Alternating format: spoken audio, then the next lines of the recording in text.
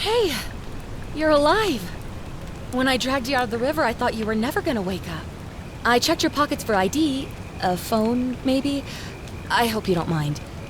But all I found was some loose change. So, wanna tell me who you are?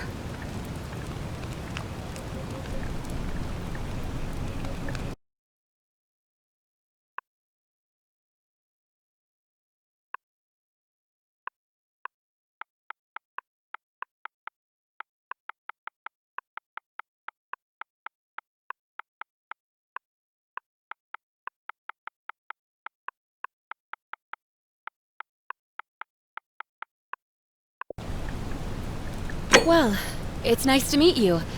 And I'm sorry to pry, but any idea why you were floating down the river?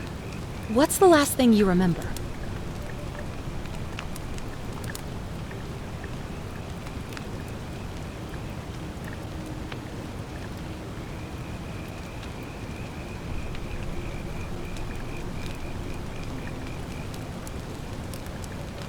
Oh, you're an archaeologist? Then you'll definitely want to hear this. I don't know if it's exactly what you're looking for, but there are some ruins just behind you. Roman, I think. I need you to go in there and see if you can find a guy named Al for me. He went in there a few hours ago, and he hasn't come out. I've been freaking out, wondering if he's trapped or injured or worse. I would have gone in after him, but he made me promise to stay here, no matter what. There's no way I'm leaving without him, so I'm just kind of stuck here, waiting. What I mean is, I was hoping you wouldn't mind going in there to find him? If you can do that, I can get both of you back to civilization in my boat. Please? Oh, of course. Sorry, I don't mean to be pushy, I just... What do you want to know? Oh, there's not much to tell. Feels like I've spent my whole life in a dead-end job with an endless commute. Know what I mean? Oh, I'd rather not say if it's all the same to you. All right, fine. Sorry if I sounded cagey, it's just that I don't always get the best reactions when I introduce myself. My name's Karen.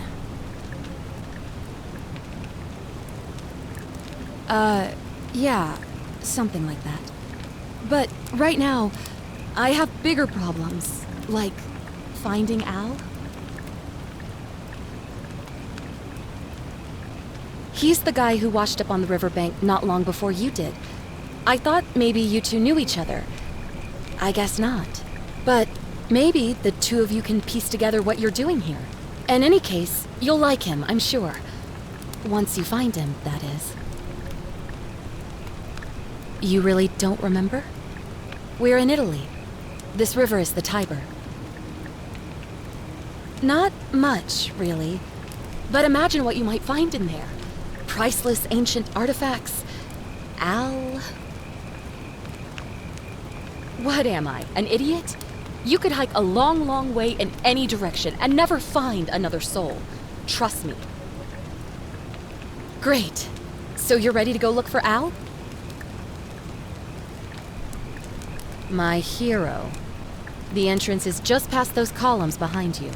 Oh, and he left this here. But I think you'll need it more than I will.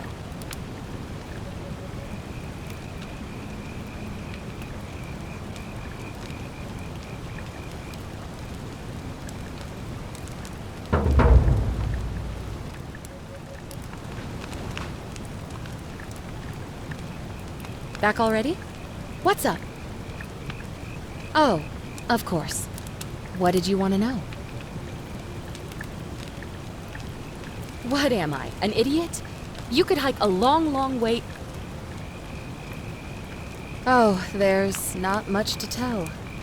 Feels like I've spent my whole life in a dead-end job with an endless commute. Know what I mean? Oh, I'd rather not say if it's all the same to you.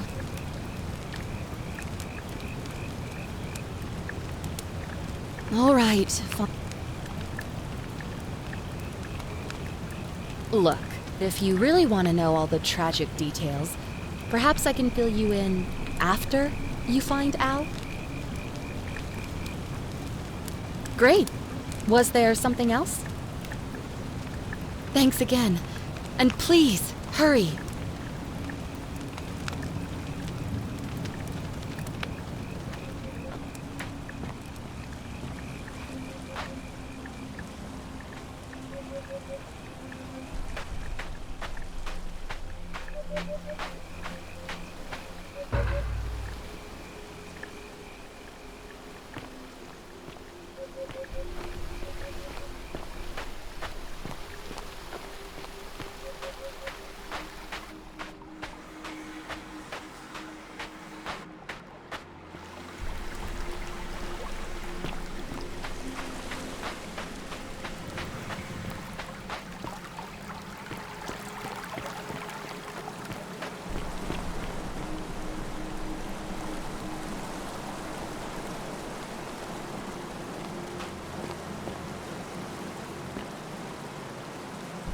If you're reading this, it means I've discovered the entrance to an ancient Roman city hidden deep underground.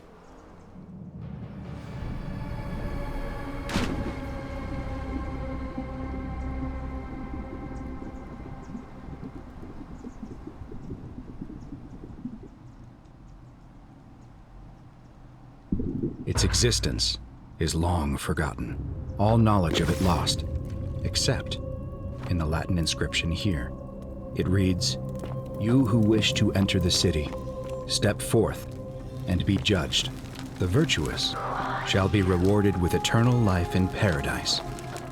The wicked shall find themselves showered in gold, but in vain, for this shall be their final resting place." Could an underground city have remained a secret for all this time? Could people have survived down there, against the odds? It seems there's only one way to find out. If I'm not back in an hour, I'm somewhere on the other side. Consider this an invitation, or a warning. Al Worth.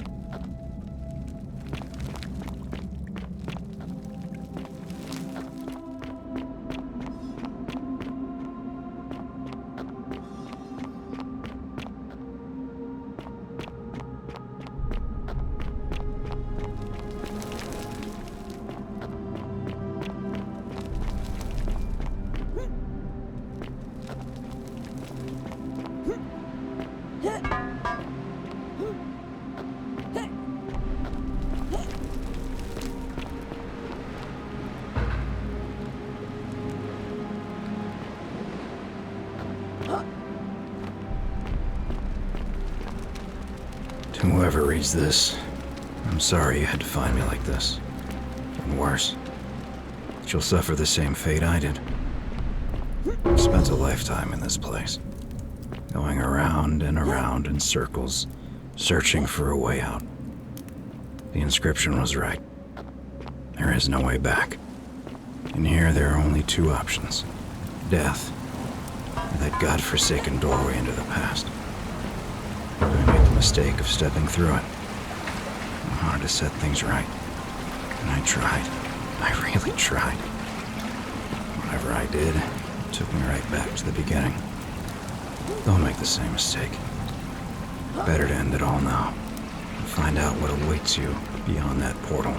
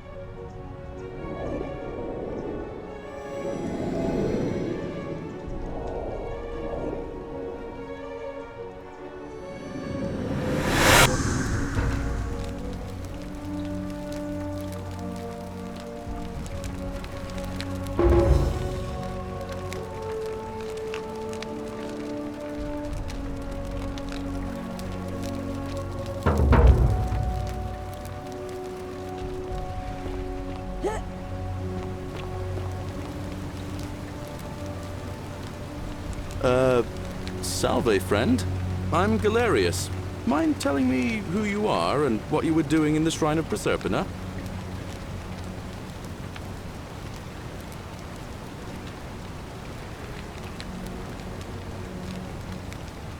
Yeah, you know, agricultural goddess of springtime? You're not from around here, are you? Oh, I see what you did there, changing the subject like that. Nice try, but I'll ask again. Who are you, and what were you doing in the shrine?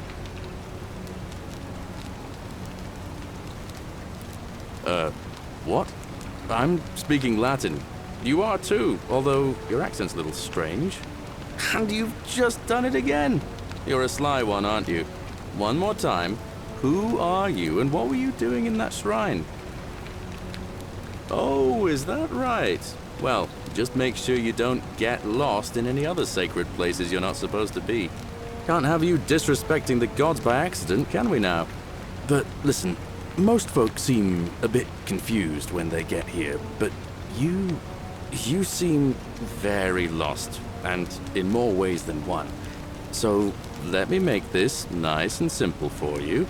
Live by our law here, and we'll all get along just fine. Not laws, law. There's just one, the Golden Rule, and the punishment for breaking it's, well, it's kind of horrific. But our magistrate insists we take all newcomers to see him, so I guess I'll let him fill you in. So then, you coming?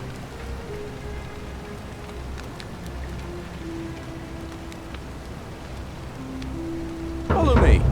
When I first arrived, I couldn't believe there were people living down here. But, as you can see, we've got a nice little community now.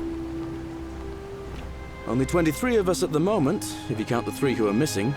No idea how, since nobody knows a way out. But it's just big and dark enough to get lost in, if you're not careful. Aren't you going to introduce me to your pretty new friend, Galerius?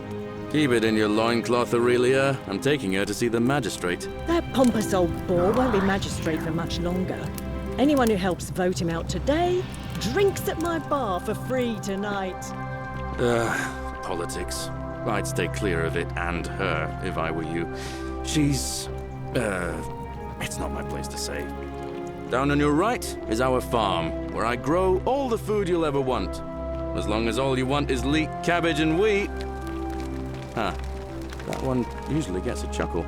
The bloodless shadows wander without flesh or bone. Don't mind Livia. She means well. She's just been in a bad place since... Well, you know, I don't know what happened to her. Up here on your right is the chasm. If you've got a weapon, it belongs way down at the bottom. Up on your left is the Forum, where you can visit the market or get yourself patched up in Lucretia's clinic in the Shrine of Apollo. Most of us have almost nothing, just what we had on us when we arrived, and what we've been able to make and scrounge up since. And this central plateau is where the magistrate and the other patricians live, so don't expect a warm welcome. Galerius, you're meant to be working the farm, not trudging dirt into the villas. Take it easy, Horatius. I was just taking our new friend here to see the magistrate. Well, he's asked me to escort the newcomer personally. The farm. Go. Now. You'd better go with him. But just remember, they're not like you and me. Don't let them use you. What was that? What did you just say? I said it'll take some getting used to. Yeah, I'm watching you, farm boy. Greetings, citizen. My name's Horatius. Magistrate Sentius asked me to escort you to him personally. Follow me, please. I expect the magistrate wants to brief you about the Golden Rule. It shouldn't take too long. He's busy preparing for the election later today. Follow me. The only thing you really need to understand right now is the Golden Rule. Let me see if I can explain it this way. When I was serving in the Legion, if there was a mutiny brewing in one cohort, the legate in charge wouldn't waste time finding the bad apples among hundreds. They just divided us into groups of 10, made us draw straws, and whoever drew the short straw had to be executed by the other 9. Didn't matter whether he'd done anything wrong. One of us in 10 would die for the crimes of the collective. We call it decimation. If that seems like rough justice to you, you're in for a rude shock. Because the Golden Rule is exactly 10 times worse. Oh, don't The mind magistrate me. can explain I the just rest. live here. Who's up these stairs?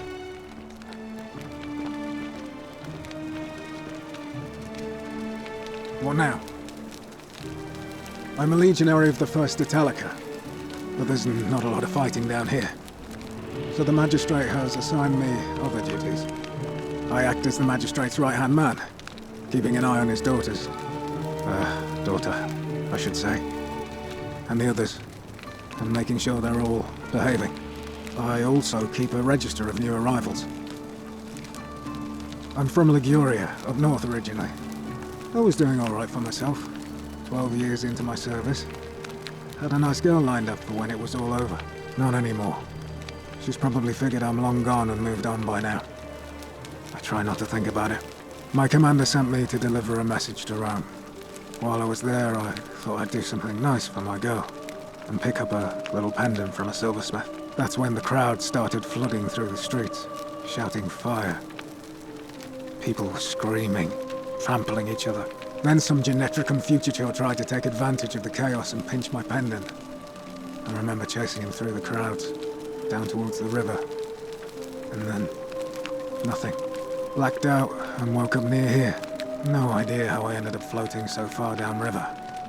But I'm fortunate to be alive, I suppose. Ah, don't be. As Seneca the Younger said, difficulty strengthens the mind, as labor does the body. That said, Sentilla's disappearance has been more difficult than I'd care to admit. He's one of the better commanders I've ever had, that's for sure.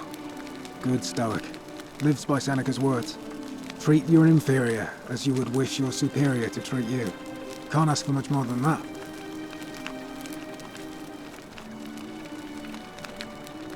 I went around asking the same questions when I first arrived.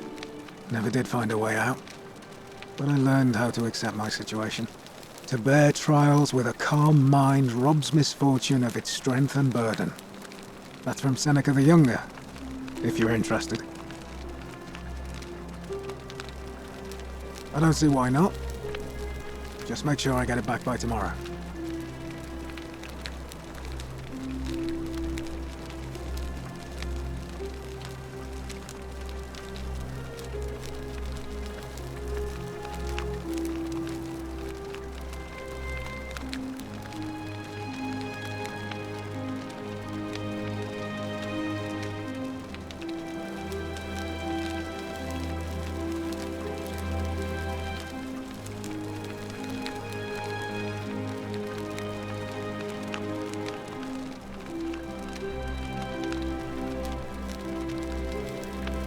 Of course. Well, as I always say, it's kind of like a divine version of the practice of decimation in the Legion. By threatening to execute 1 in 10 men, the idea is to ensure order and discipline among everyone. And it works.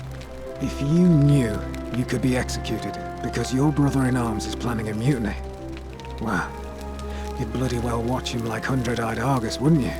Because your only chance of saving yourself is to stop bad things before they happen. Makes us all responsible for keeping each other in check. It's brutal, of course, but effective. The Legion wouldn't be the most formidable force in the world without it. What's done is done. I was forced to execute my brothers-in-arms, and those memories will always visit me in my sleep. But life is harsh, and I've come to accept my lot. As with the Golden Rule, I don't have any control over it. So railing against it would be like trying to stop the seasons or the tides. As Seneca the Younger wrote, true happiness is to enjoy the present without anxious dependence upon the future. Not to amuse ourselves with either hopes or fears, but to rest satisfied with what we have, which is sufficient. For he that is so wants nothing. A war crime. Isn't that a contradiction in terms? As Cicero said, in times of war the law falls silent.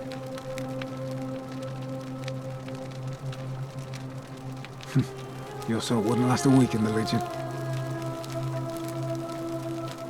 If you like. Not that it's any of your business, but my loyalty is and always will be with Sentius. Unfortunately, I don't think my vote is going to make any difference today. See, Domitius has been going around town, shoring up votes for Malleolus with lies, bribery and intimidation. The man's a savage, but he's a gladiator, so people fear and respect him more than they should. Sentius knows about it, of course, but he doesn't have the same rat cunning as Malleolus. This place will be different with that sleaze at the helm. But I try not to worry about things I can't change.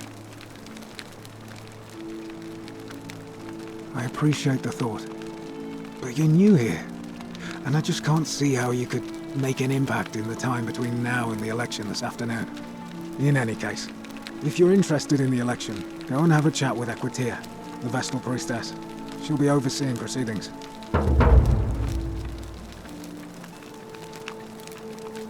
All right?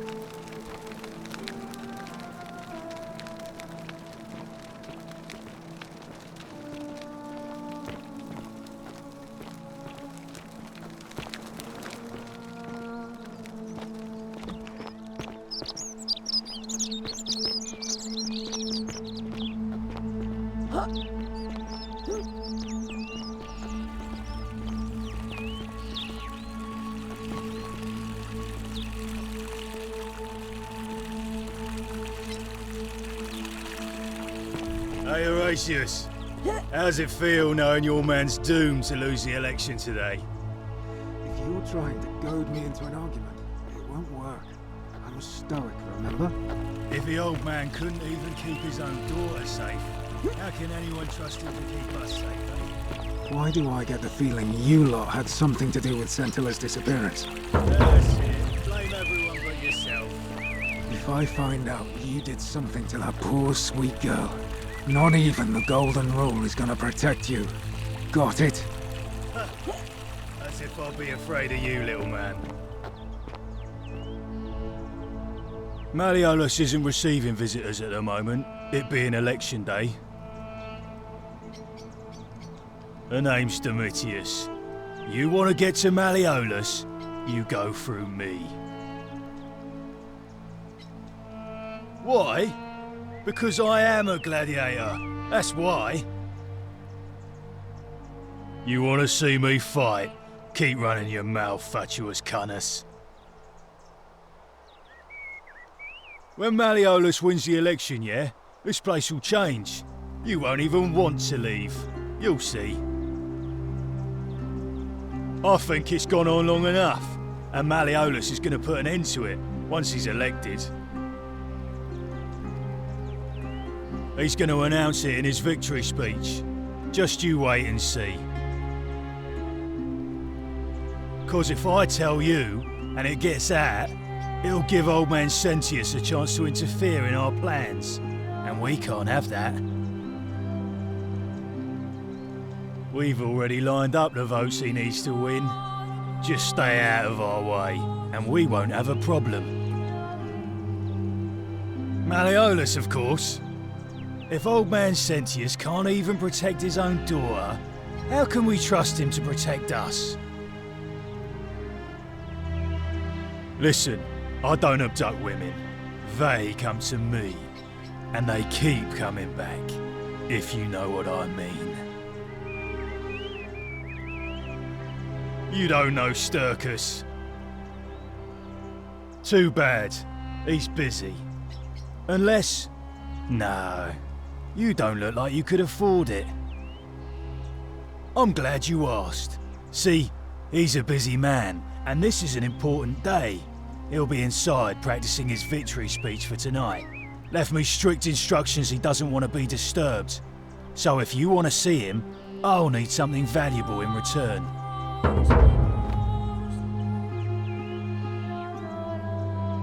Bribe? That's such an ugly word. What I'm looking for is more of a tribute to me, your soon-to-be patron. Dunno. Something good. Just make it good. Yeah? What have you got for me? If you set one foot in that villa without permission, I'll skin you alive, you Pusilla Semitarius Mocus. Os in Coolio mio.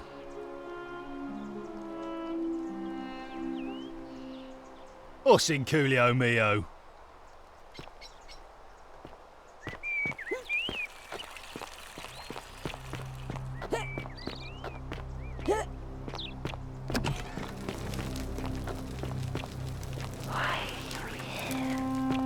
Oh, don't mind me.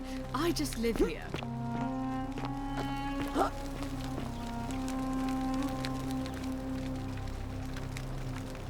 We're finally alone. I assume you already know who I am. May I know your name? A curious name, to match a curious accent. But I digress. I see you have the piercing and astute eyes of Athena. You must be a woman of great learning. We're always happy to welcome another scholar to our little community. Equitia will be delighted to meet you, I'm sure.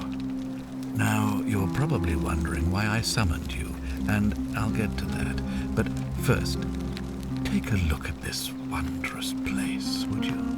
A secret city built deep in the mountains, many hundreds of years ago.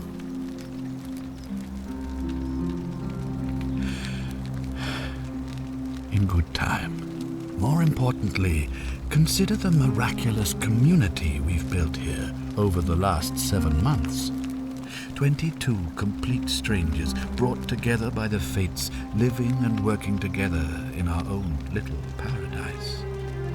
And in all that time, not a single sin has been committed. No fights, no theft, nothing. Have you ever witnessed something so extraordinary as a city without sin? Well, I'm not sure I believe that. But the reason for this miracle is as simple as it is terrifying. If even one person commits a sin here, every last one of us will die. You see, the builders of this place, whoever they were, left inscriptions warning, "The many shall suffer for the sins of the one." From what we can gather, breaking the law here will anger the gods and provoke a terrible punishment. Like the curses of Medusa and Midas combined, turning us all to gold. We've come to call it the Golden Rule. It's extraordinary that we've survived as long as we have, and each day I grow more and more afraid that our time in the sun is almost up. And now it seems that day is finally here.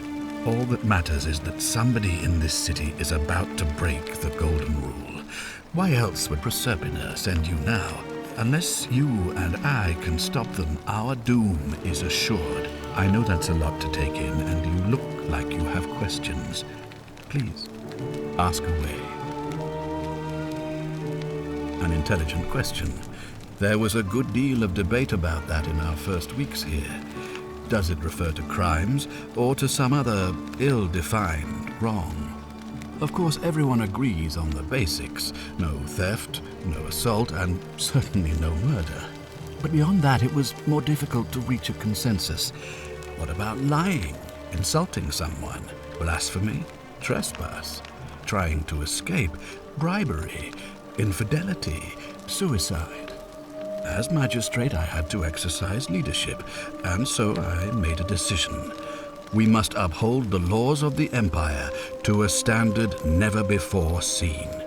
And we must honor the peace of the gods, the sacred accord between the gods and the people of Rome. It is only by offering the gods the proper respect that we may prosper, as Rome has for centuries.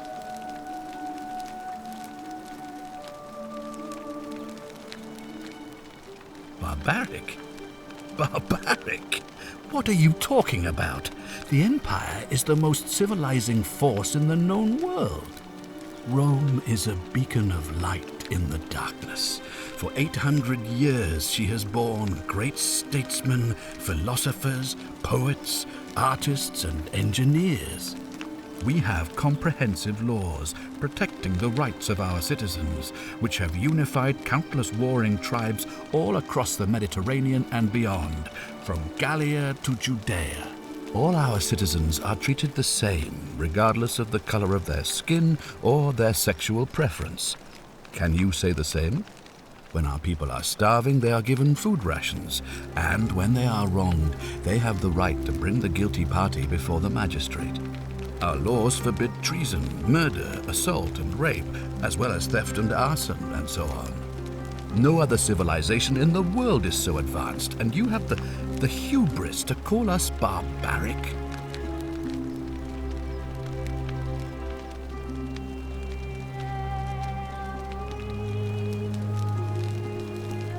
Are you talking about our practice of decimation? Of course. We could hardly unite all these warring tribes without a disciplined, formidable legion. Of course. What else would we do with those prisoners of war who would otherwise have been executed? And besides, there are laws for their protection as well. On occasion, but our gladiators are almost all volunteers seeking glory, or condemned prisoners who would have been executed anyway. I do not see the harm. Of course, but with fewer rights come fewer responsibilities, and the right to be protected by their fathers and husbands. You mean the blasphemous cult responsible for burning down half of Rome last year? It's hard to blame the people for being angry about that. Well, right now, you're a long, long way from home. I have made my pronouncement on the subject. Unfortunately, there are still those here who resist, whispering blasphemous and treasonous lies in the shadows. I would be keeping a close eye on them if I were you.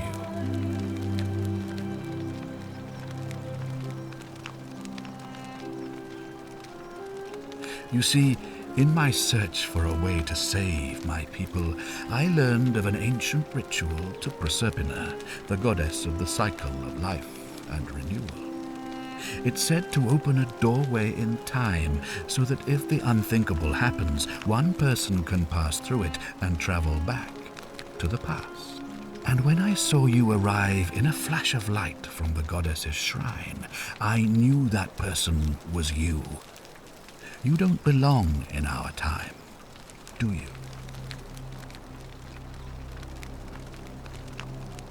2,000 years? That is unfathomable. Please tell me, in your time, what did you see? What had become of us, of this city?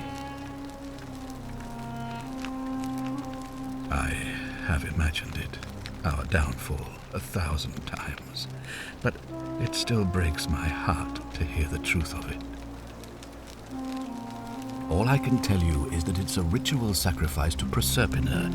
I stumbled across instructions.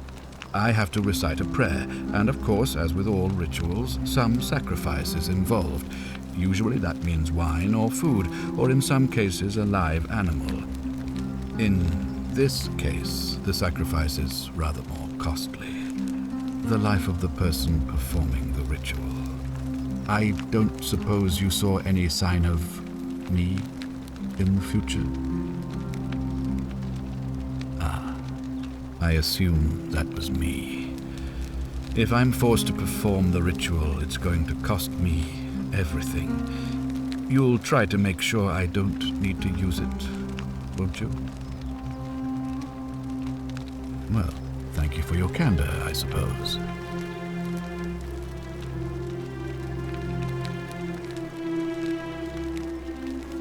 Well, I believe you're in the best position to go around asking people questions. You're new here, and it'll seem perfectly normal. As for me, well, It pains me to say my attempts to impose order have not earned me many friends. I fear I may not even remain magistrate after today's election. The people here would only treat my curiosity with suspicion. You shouldn't have that problem, though, unless, of course, you get off on the wrong foot.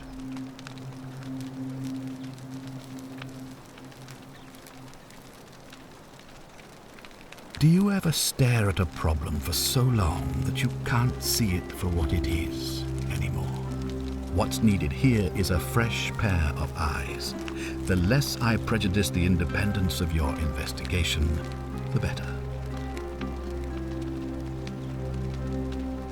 Me? Why would you suspect me? I've just told you, I'm about to sacrifice my own life to ensure these people have a second chance.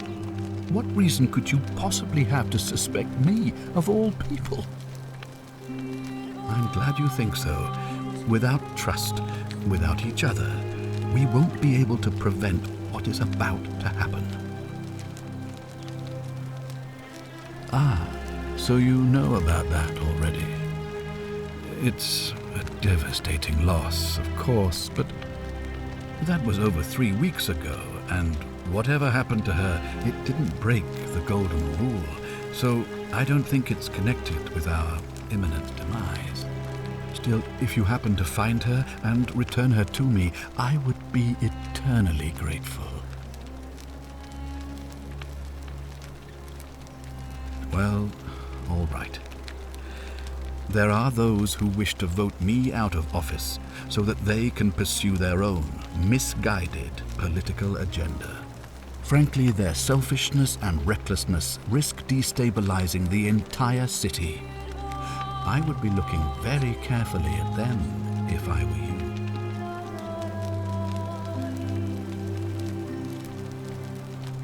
If I understand Proserpina's ritual correctly, that problem should take care of itself. Let me see if I can explain. If you manage to prevent the sin that breaks the Golden Rule, I won't need to bring you here. I won't create the portal, and you will never have been able to come here. Thus, you'll have created a paradox. If this occurs, you should be flung back to your own time, having changed the past for all of us. Make sense?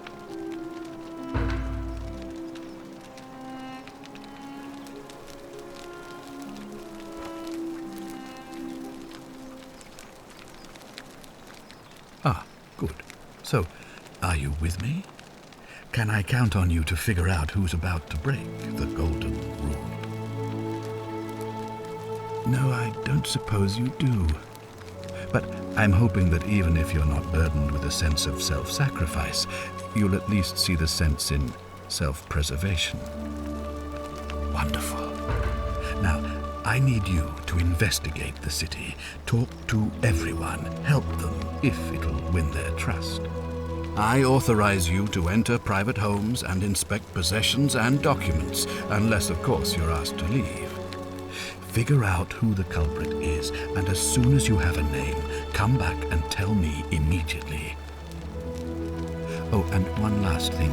If I were you, I'd start my investigation by visiting Lucretia at the Shrine of Apollo in the Forum. I heard wailing from there not long ago. Seems like something's not right.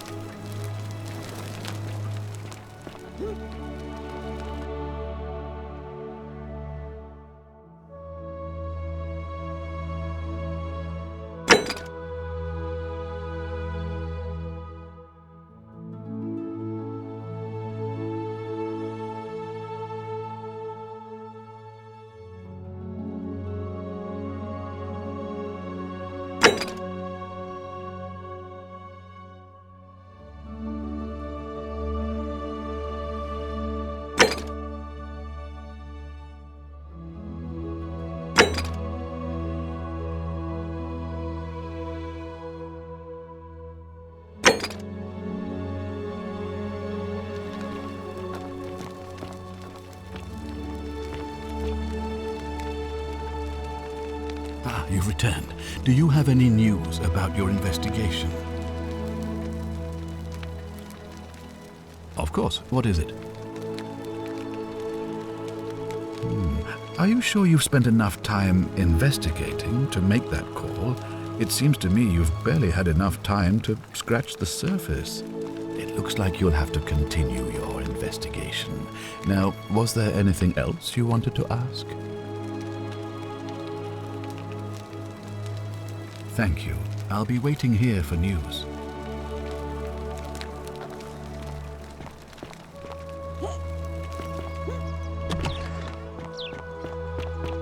Keep an eye out for Scintilla, would you?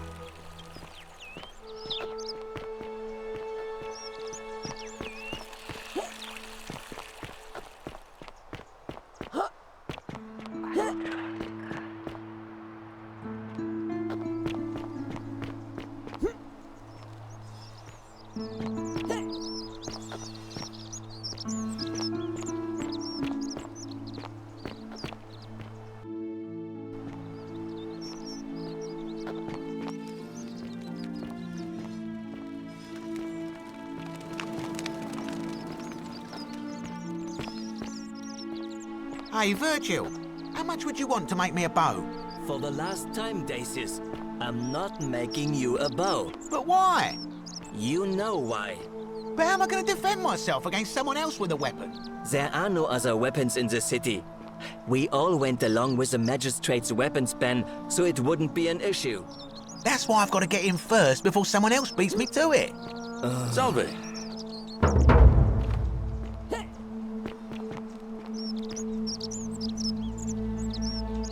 Ah, a new face. Salve, and welcome to a little community. My name's impossible to pronounce for most people, so you can just call me Virgil. You arrived on a sad day, friend.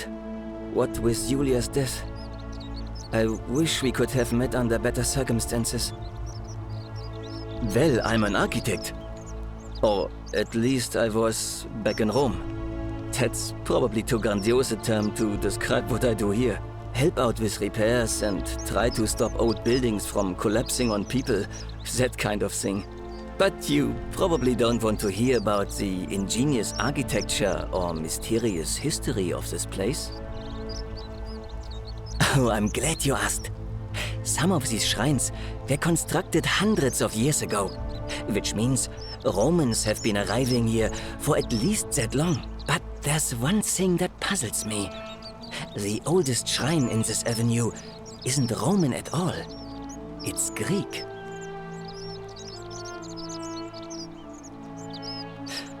Well, yes, that could be the reason. Or it could mean that there were Greeks living and worshipping here before the Romans arrived.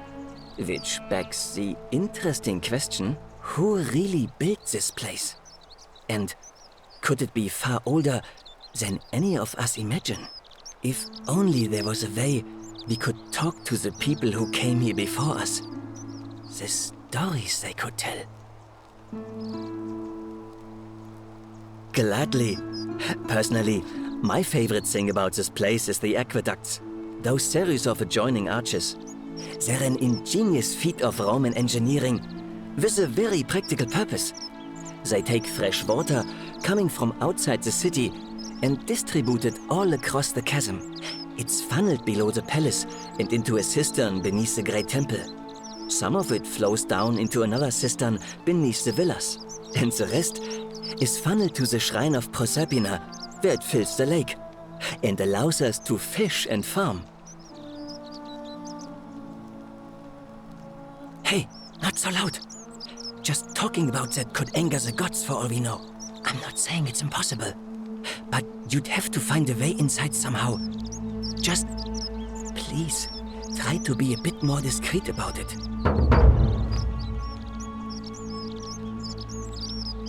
You mean the Great Temple?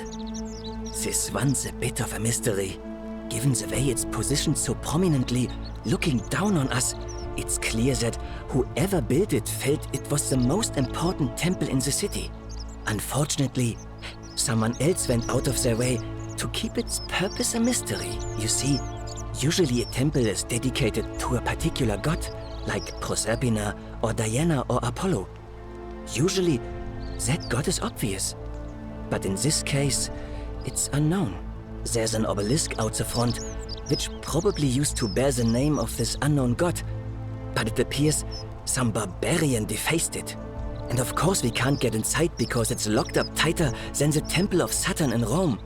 And that contains the treasury. So we're all left wondering, which god is that temple dedicated to? And could it be the one responsible for the Golden Rule? Unless somebody figures out a way inside, I suppose we'll never know. Of course. You wouldn't believe how often the new ones ask that question. But I'd tell you the same thing I tell everyone else. There are much worse places to live out your days. You might have a few sleepless nights thinking about the Golden Rule, but once you get used to the fear, knowing that a single slip-up could cost you everything, it's not too bad. Nothing new to me, anyway. Oh, I just mean I grew up in the Batavi tribe, far to the north in Noviomagus, and learned to expect a bit of hostility. They weren't nearly as tolerant as the Romans. Some people say it's divine, the work of a god, but I'm not so sure. It just seems so flawed to me. Like it's distinctly human. I mean, once you've been here long enough, you'll notice people doing things that just seem so wrong to you. But this so-called god doesn't seem to care, which means one of two things. Either you don't know the difference between right and wrong, or this unknown god doesn't. And I'm pretty sure I know the difference. Do you? Good. Then I hope you'll agree that there are only two ways of dealing with unfair rulers. The first is to leave. The second is to remove the ruler from power. And it seems leaving may not be an option. Good question. It's best if I say no more, but I hope you'll give it some thought. Oh, it means someone thinks I'm a sinner, and that I'm going to break the Golden Rule. Look, I haven't done anything wrong, if that's what you're thinking. Somebody just has a problem with my preference for male company. Hey, nothing gets by you, huh? Sorry, that was mean. Yes, I like men. And when you grow up in the north, as I did, in the city of Noviomagus, you expect a bit of hostility. The Batavi are not known for their tolerance. I saw enough friends killed or driven away to know the cost of not keeping your personal affairs to yourself. So I hid who I was for, what was it, nearly 10 years? Watching what I said and where I looked. But that kind of fear eats away at you slowly, until living isn't any better than the thing you were afraid of. Needless to say, since I'm now living underground, halfway across the known world with an assumed name, my openness didn't go down well among the enlightened folk of the Batavi. In any case, the Romans are far more accepting, and among them, I get to be who I am. Or at least I thought that was the case. It seems I was wrong. It's not just graffiti. I have quite a collection of handwritten notes too. The strange thing is, I keep my personal affairs to myself. I've never really been interested in any of the men here. Not my type. So I'm not sure what I could have done to upset this person. If I had to guess, I'd say it's probably one of those cultists. Strange bunch. They insist there's only one god, and that he considers my nature a sin. Can you believe that? If there are any of them here, they won't admit it. Not since they supposedly burnt down half of Rome last year and went into hiding. All I know is, if these threats keep escalating, eventually my secret admirer is going to cross a line and break the Golden Rule. What? Really? I didn't expect that. But thanks. It's always a pleasure to meet someone so selfless. I'm glad you arrived when you did. I'd start by figuring out who the cultists are. Or maybe ask around among the merchants here. Someone who lives or works in the forum must have seen something. But if you find them, please don't hurt or humiliate them. I suspect they're just confused. Well, Malleolus is talking about loosening some of the restrictions in this place. And while it's all a bit vague, at least he has a vision. My vote isn't for sale, if that's what you're asking. Nice to talk to you.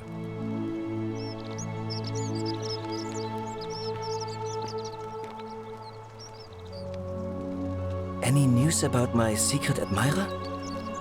Oh, that's all right. I'm sure it'll take time. Was there something else you wanted to talk about? Nice to talk to you.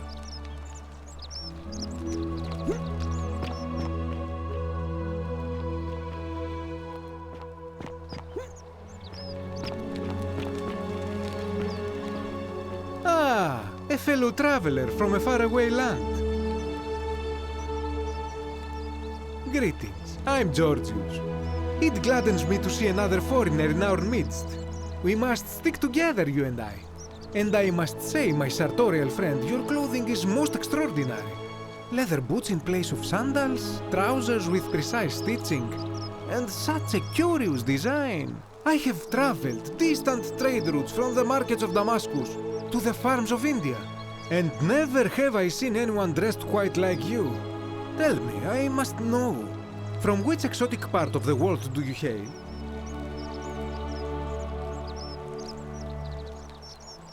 And now you have me more intrigued than before. But since it appears you do not wish to share, I will wait until we are better friends. We will have much time here to get to know one another. But for now, do you require assistance? I know you do not require clothing, so information perhaps? My story? How kind of you to ask. I am a tailor and I run the humble shop in the forum. You mean to say, with all the turmoil and terror of the Golden Rule, and so few customers, why bother setting shop at all? I'll tell you, it is precisely because of the Golden Rule that I wish to remind my friends of the importance of looking one's best. I say, the more of our customs we preserve down here, the more we can preserve a semblance of normality, the better our chances of keeping our heads. Don't you agree? Well, if that doesn't persuade you, think of it this way. If we all end up as golden statues for future generations to marvel at, I don't know about you, but I would like to look my best. A good question. A very good question indeed. And I would be happy to tell you if only I could remember it clearly myself. I remember I had just been to Rome to sell an extraordinary selection of wares, and drowning in coin, I decided to celebrate my success. I rented a prestigious villa by the Tiber, invited over a few select friends, and we began making our way through some of the most exquisite wine money could buy. Quite a lot of it, in fact. Now, I have had visions and awoken in strange places before. I have even found myself naked in the desert sands more than once, but none of that compares to this. This time, I remember people screaming, then falling into a void as empty as time before creation, gasping for air, and then nothing. When I regained my faculties, I was lying naked by the banks of the Tiber, gods know how many miles from my villa. Indeed. I'm lucky I was carrying a little extra weight. I believe it kept me afloat. In any case, it seems I'd been rescued and resuscitated by a benevolent stranger. I went to find firewood for his campfire, stumbled across a cave, and discovered that trapdoor temple. And here I am. Anything you like. Shh! Not so loud! What are you playing at? I must ask you to stop that at once. Have you not been told about the last attempt? Oh, then I suppose this duty falls to me. It is a long story. Of course, the first question any of us asks when we first arrive is, how do I escape? It is only natural after all. And scaling the chasm wall is out of the question, for it is simply too steep and too far. But as they say, if the wind fails, use the oars. And here the second option is to leave the way we came in, through the shaft above the bathhouse. See, the shaft is quite high, but if one gathered up enough wood, one could make a series of ladders and climb one's way out. They have. I am getting to that. There was an attempt made by resourceful fellows who lived here some years ago.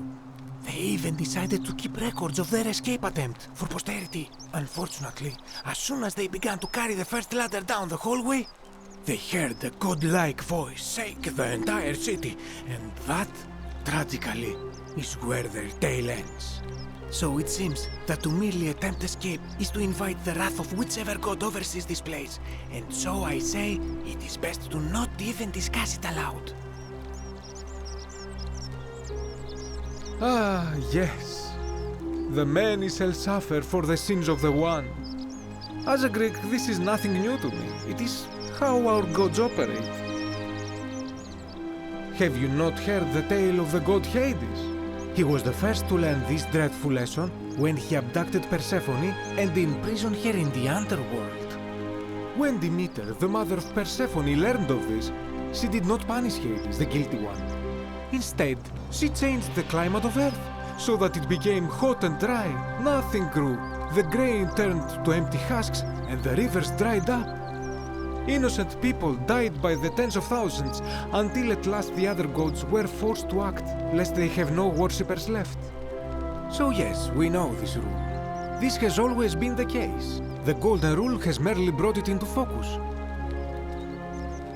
If we are to survive, I say we must each heed the simple wisdom of Thales of Miletus, first of the 7 sages of Greece, who said, "Avoid doing what you would blame others for doing." Regrettably, I think you are correct, my friend. For even if 99% of us adopt this principle, that will never be enough. Sadly, no matter how well we protect ourselves, the life's work of many good people can be undone in the blink of an eye by a single selfish act.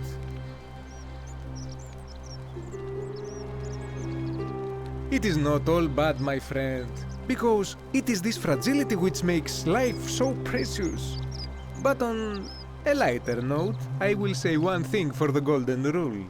For all their grim and haunting poses, these golden statues do make magnificent models for my clothing, do they not? That, my friend, is quite the dilemma. But after some reflection, I'm leaning toward voting for Malleolus. I do not enjoy the thought of another visit from Domitius if I voted the wrong way. Nothing comes to my mind, my friend. This is troubling, is it not? I'm afraid I have no idea. It is ridiculous, though. Virgil is a fine man. But my young friend Fabia confided in me that she saw someone leaving graffiti on his shop front last night.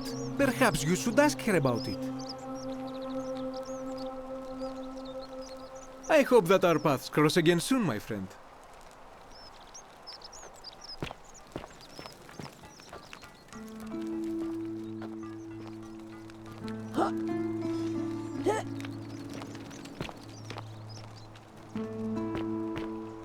Greetings and salutations.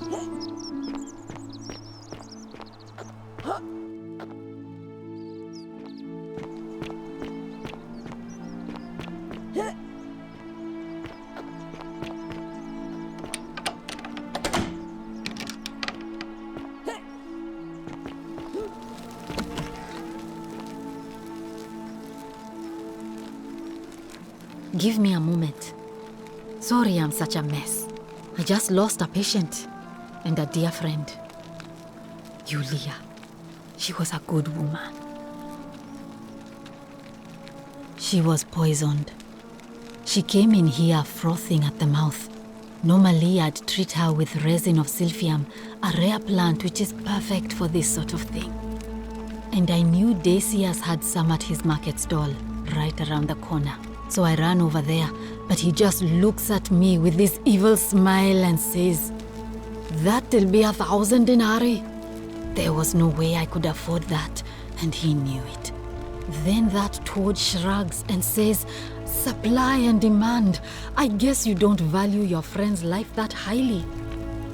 Anywhere else, I'd just pay a thug to steal it from his stall, but there's no way I can do that down here with the golden rule. So all I could do is come back here and just watch her die. I kept on apologizing. And now I'll never know who poisoned her, or how they managed to do it without breaking the golden rule, or why she cursed that snake's cruel black eyes with her dying breath. Well, unless you have the power to bring someone back from the dead, there's really just one thing you can do. Get me that silphium resin. I'm going to have another patient in here soon. Could be in the next day or in the next hour. And I will not allow this to happen again. I don't care how you get it, but you have to make it happen. Because if I lose another patient this way, I swear to the gods below, not even the golden rule will stop me from marching up to that Genetricum Fututo and scratching his eyes out.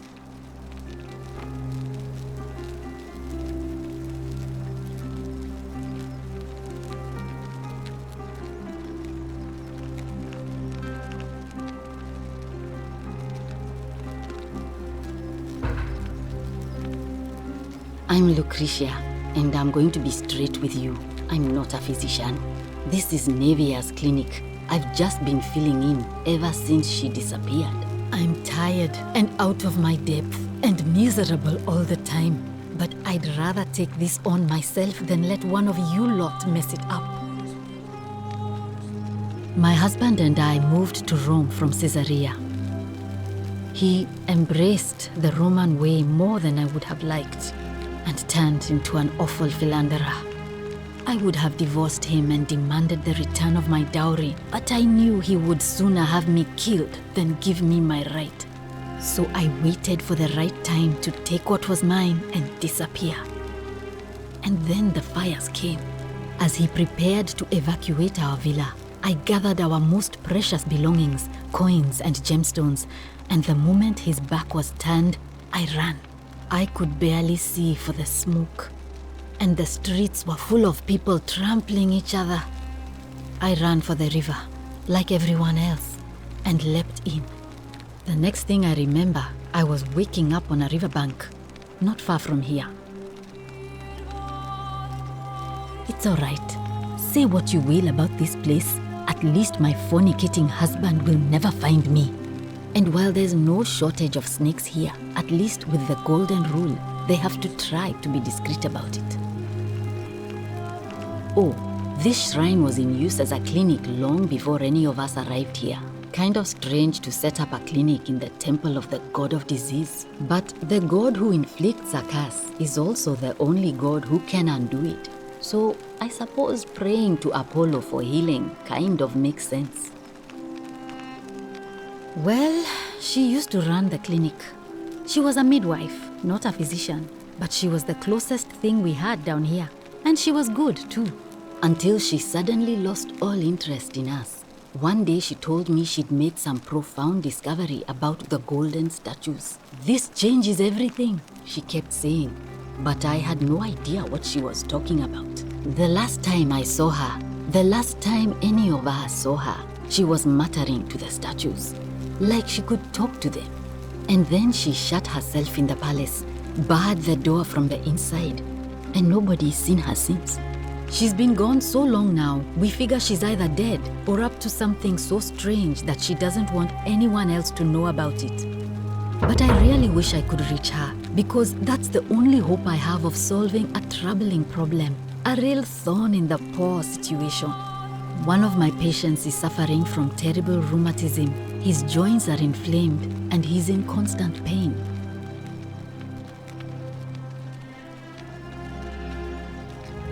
I really shouldn't say. He wouldn't like it. And he's a little bit scary. He's become so irritable that the smallest things set him off, and I worry he'll end up losing his temper and lashing out. And you know what that means. I just know Nevia would know how to treat him, assuming she's still alive. But nobody seems to know how to get into the palace. Thanks, I suppose. I wish. Some people here need proper medical care, not the half-baked, hanging by a thread excuse for treatment I'm giving them. Just don't get sick or injured here. I'll do my best to treat you, but I'm out of my depth and dangerously short on everything you can imagine.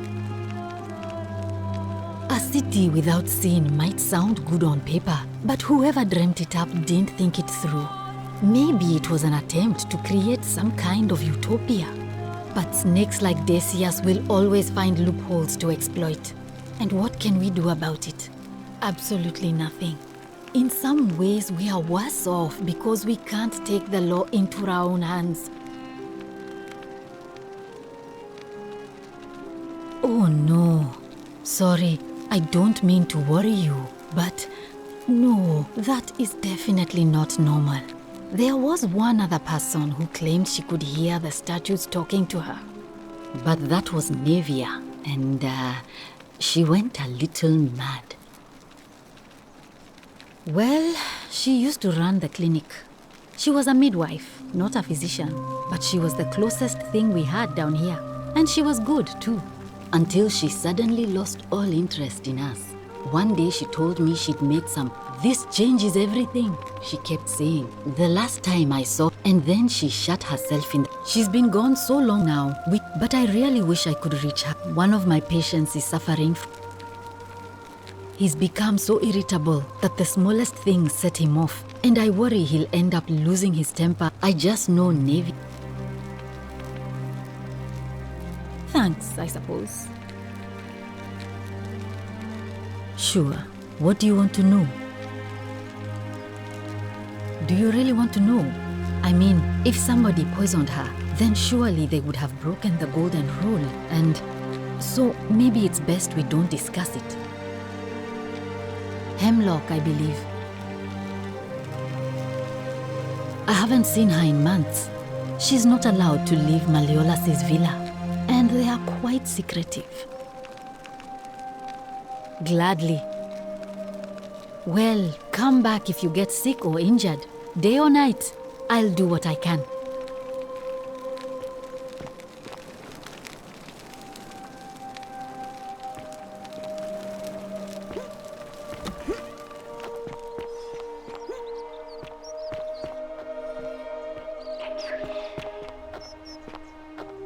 Whatever's in that great temple up there on the bluff, I bet it's worth a fortune.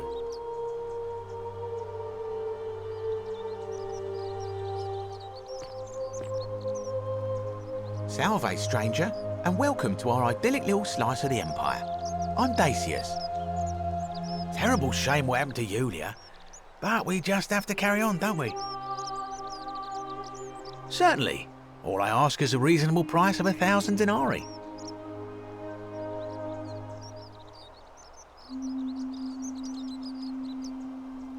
That's hardly my concern. But if you get a job, work hard and save your coins, you should be able to afford it within, say, 5 years? Oh, it's perfectly legal.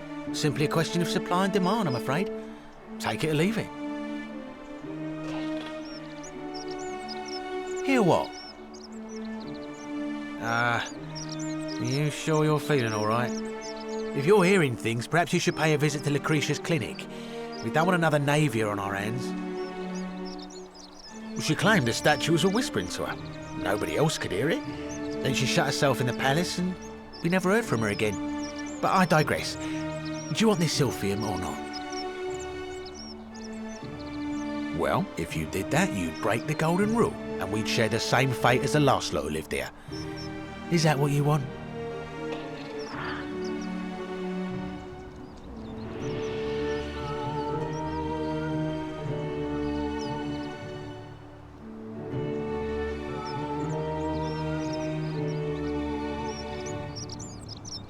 Do you think I don't know a bluff when I see one? Nice try. Very well.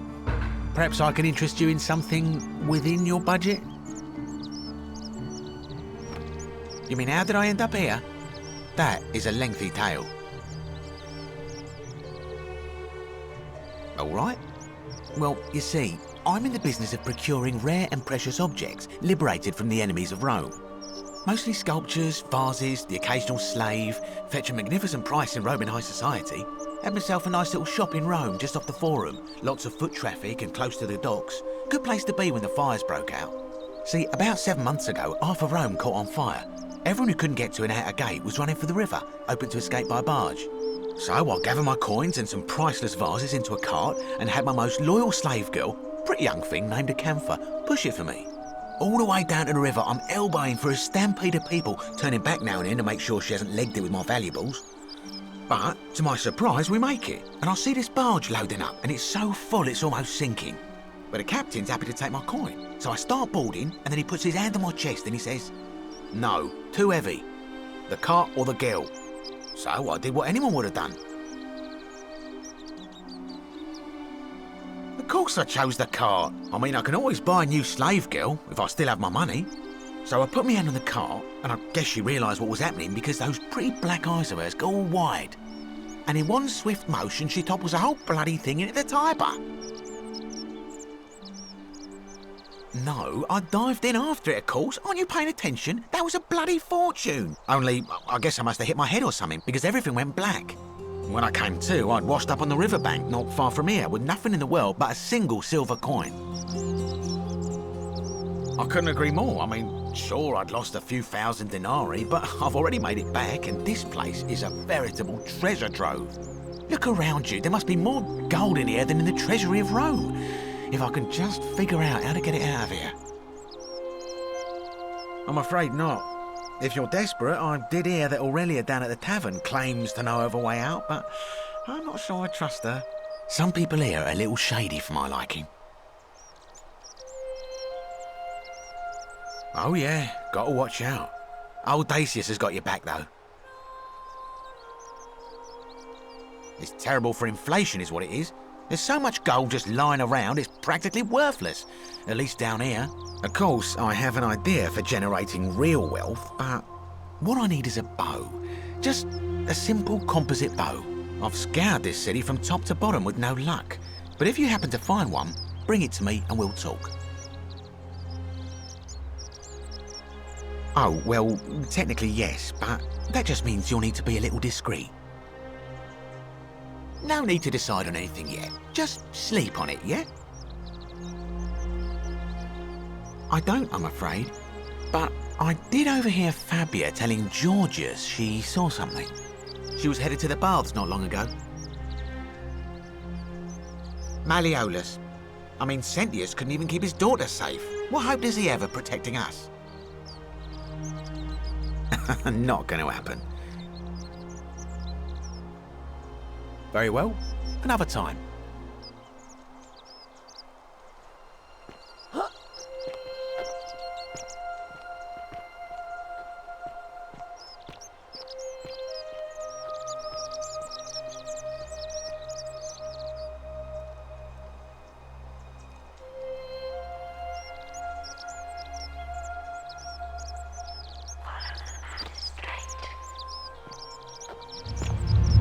The many shall suffer for the sins of the one.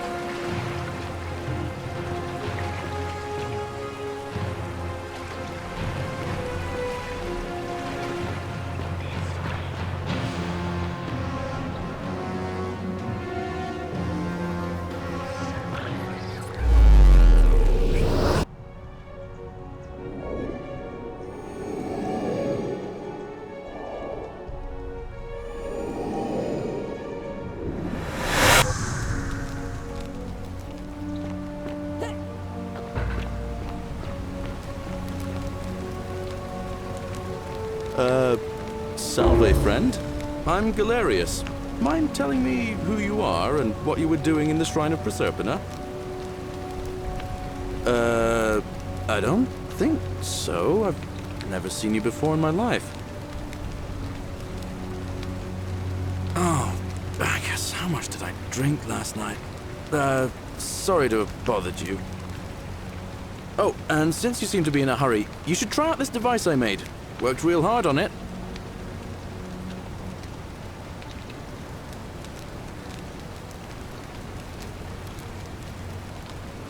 Just attach the pulley to the rope over the lake and hang on to the handles. If it works, it'll be faster than walking. And if it doesn't work, worst thing that can happen is you'll take a swim in the lake. I haven't quite summoned the courage to test it myself. But don't worry, it's completely safe. Probably. All right, see you around.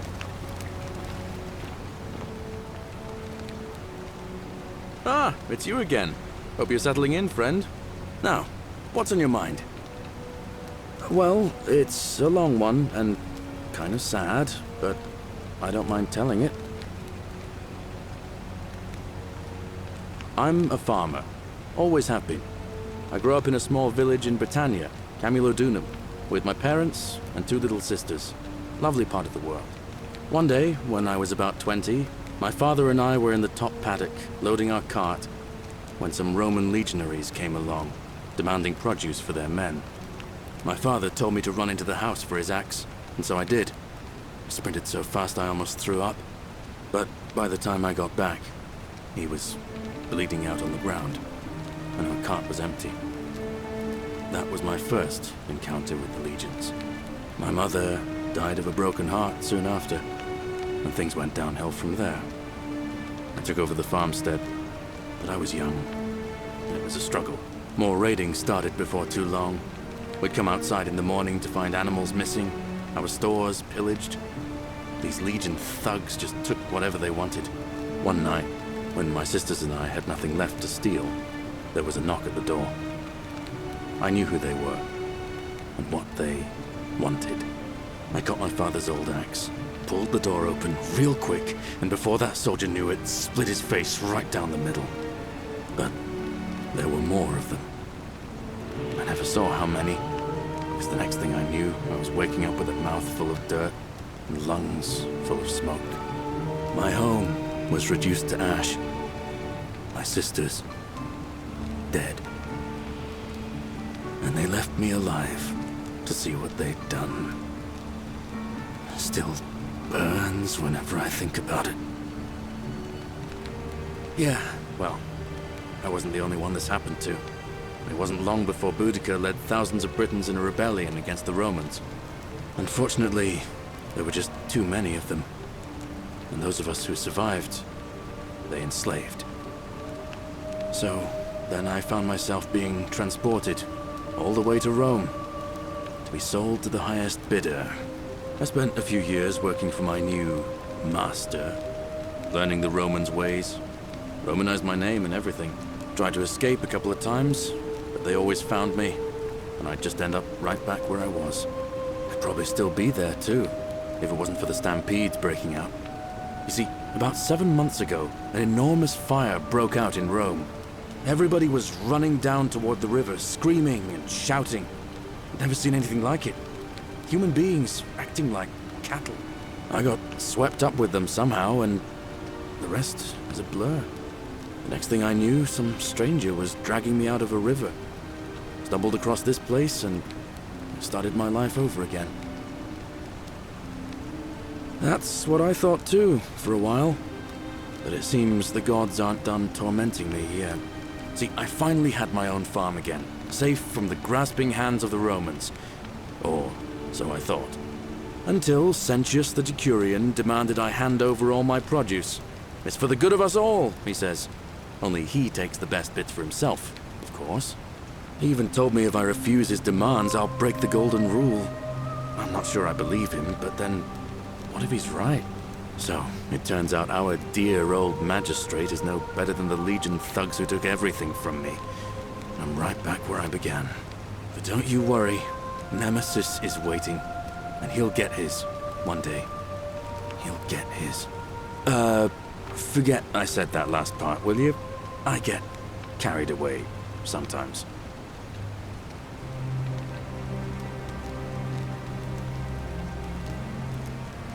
Oh, come on, don't be like that.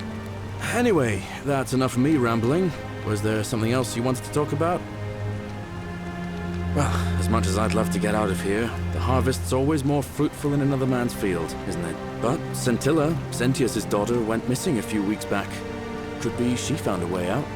If anyone knows for sure, it'll be her sister, Sentia. But she'd never tell the likes of me.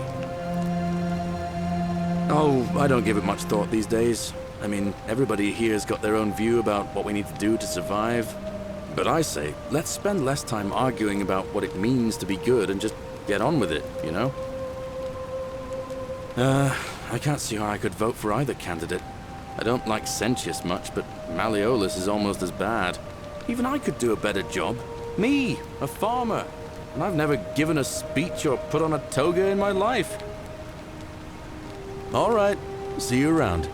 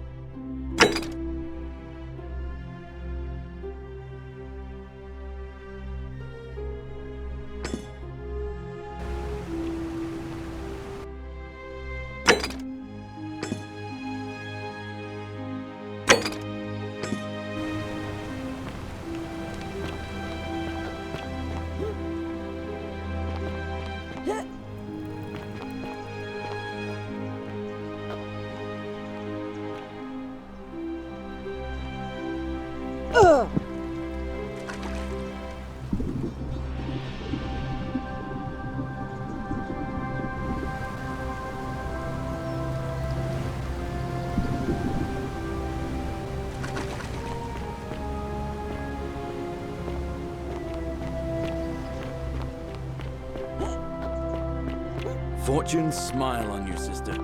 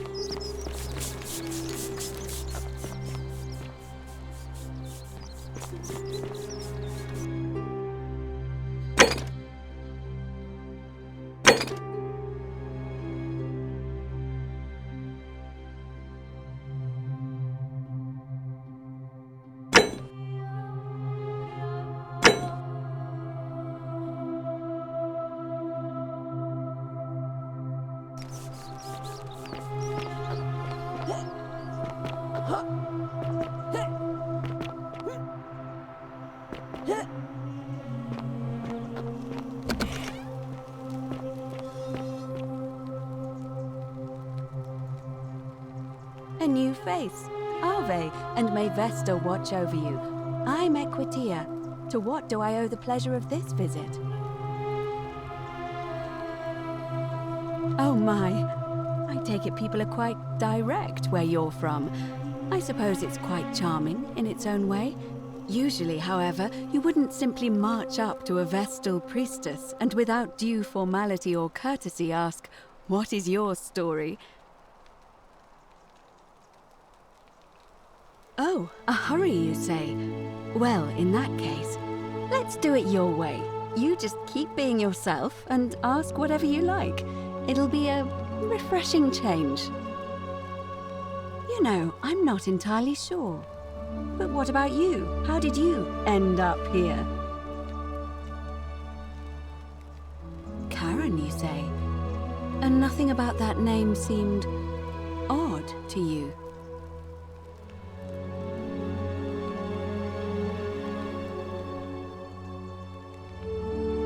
Why is that? The memes? What are the memes?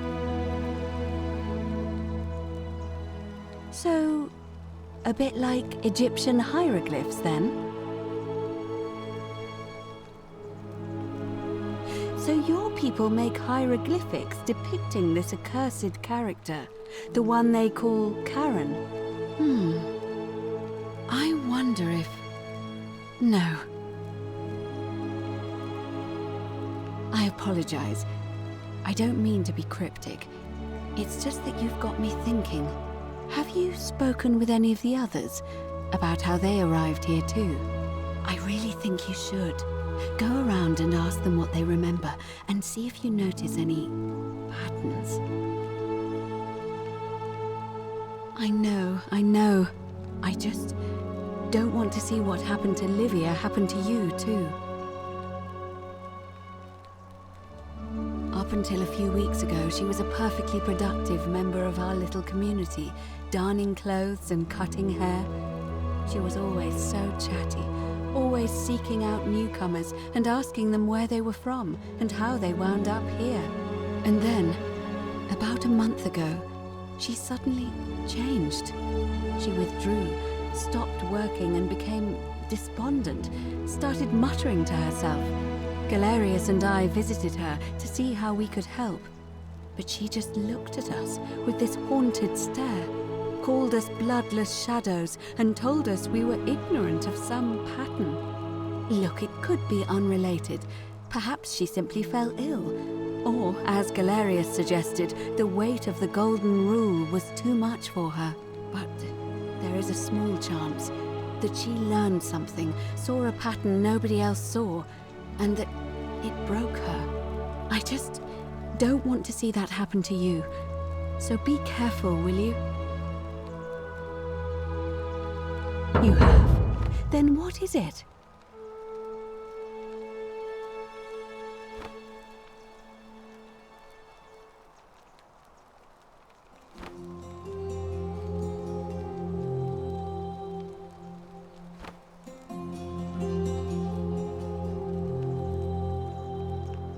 Oh, well then. Keep asking people how they wound up here. I don't want us to rush to any conclusions yet. Livia's fate weighs heavily on my mind, and dictates we should be sure. Yes, you should ask the others first. I don't, I'm afraid. It seems to me we're exiled here until the gods judge us, one way or another. I'm quite sure it's the work of the gods, which is strange because they've never been particularly concerned with our misdeeds, as long as we've kept the peace of the gods. We asked for blessings, for good health, bountiful harvest, military victory, and in return, we offer praise, wine, incense, or animals. But here, it seems they require much more of us. I find myself reminded of an especially pertinent tale from our great poet Ovid in his epic Metamorphoses. Would you like to hear it? It is rather long. Wonderful. It goes like this. Baucis and Philemon were an old married couple living a humble life in a small town. One night, the town gets a visit from a couple of vagrants. They go from door to door, asking for a place to stay the night. Of course, being vagrants, they're turned away sharply from house after house, 1,000 in all, until finally they come to the little cottage where Baucis and Philemon lived. Now, the kind old couple had very little to offer, but nevertheless, They invite these strangers into their house and offer them food, wine, and a place to stay. Immediately, the guests make themselves at home. They begin gulping down the old couple's wine, so much so that Borsis, the old lady, begins to worry they're going to run out. And then she notices something strange. Her wine pitcher keeps refilling itself, as if by magic, realizing only a select few possess such powers. Says to her husband, Philemon, "I think these men are gods in disguise." Immediately the couple begins apologizing for offering such coarse wine, and the vagrants metamorphosize and reveal themselves to be Jupiter, the king of the gods, and Mercury, the trickster god. They confide they didn't mind the meager offerings. They were just pleased that someone in the town offered them hospitality. Then Jupiter says to them, "You have passed our test, but everyone else in this city failed, so we are going to destroy this place and everyone in it, except you, who we will grant a wish." So old Borsis and Philemon escape up into the mountains safely, and they receive their wish, which is for eternity together. Meanwhile, Jupiter carries through with his threat and wipes that city off the map. Some say the moral of that story is that we must all honor the sacred rituals of guest friendship, the reciprocal obligations owed between hosts and guests. But I like to think it's that we should always show compassion for those less fortunate than ourselves.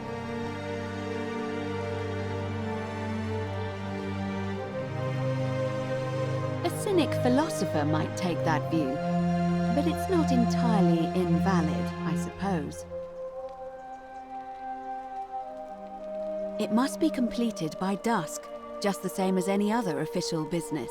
It'll be between Sentius, the incumbent, and Malleolus, the challenger. Why do you ask? All of the male citizens who are willing and able to attend, unless they're running, of course. That's just the way it's always been, I'm afraid. It never sat right with me, either. There are some women who can vote, Vestal priestesses like myself, but in this case, given my role overseeing the election, I've decided to abstain. I can't allow the perception that I'm being anything but fair and independent, but if it's any consolation, there are other ways to influence the outcome of an election. By using whatever gifts the gods gave you. Nothing untoward, of course. I'm responsible for announcing it and making sure the procedures are followed. You can, assuming they're eligible and willing to accept the nomination. As I said, I'm planning to hold it before dusk, but I suppose I could hold it sooner, if there's a good reason.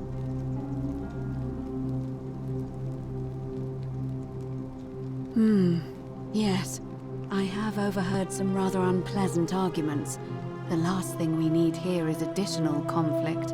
Very well. I'll get things started right away.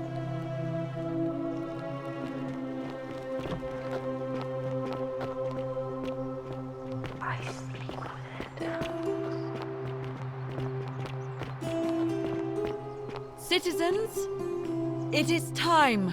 Let us meet to elect our magistrate. Time to go to the theater.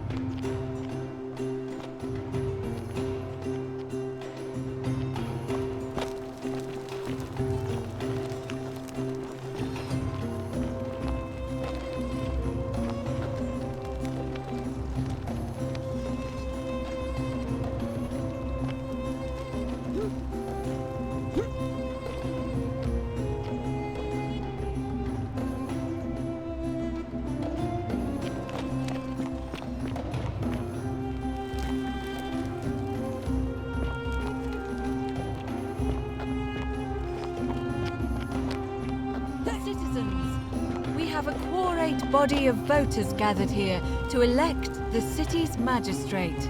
The candidates are Sextus Sentius Imperiosus and Marcus Malleolus Gurges. As agreed, we shall dispense with ballots and candidates will abstain from voting. Let's make this quick. As I say your name, call your vote. I'll start with you, Horatius. Sentius, of course. Georgius. Malleolus. Dacius. Malleolus. Galerius. I abstain. I'm just here to observe. Virgil. Malleolus. Rufius. Malleolus. And finally, Domitius. Malleolus. Who else?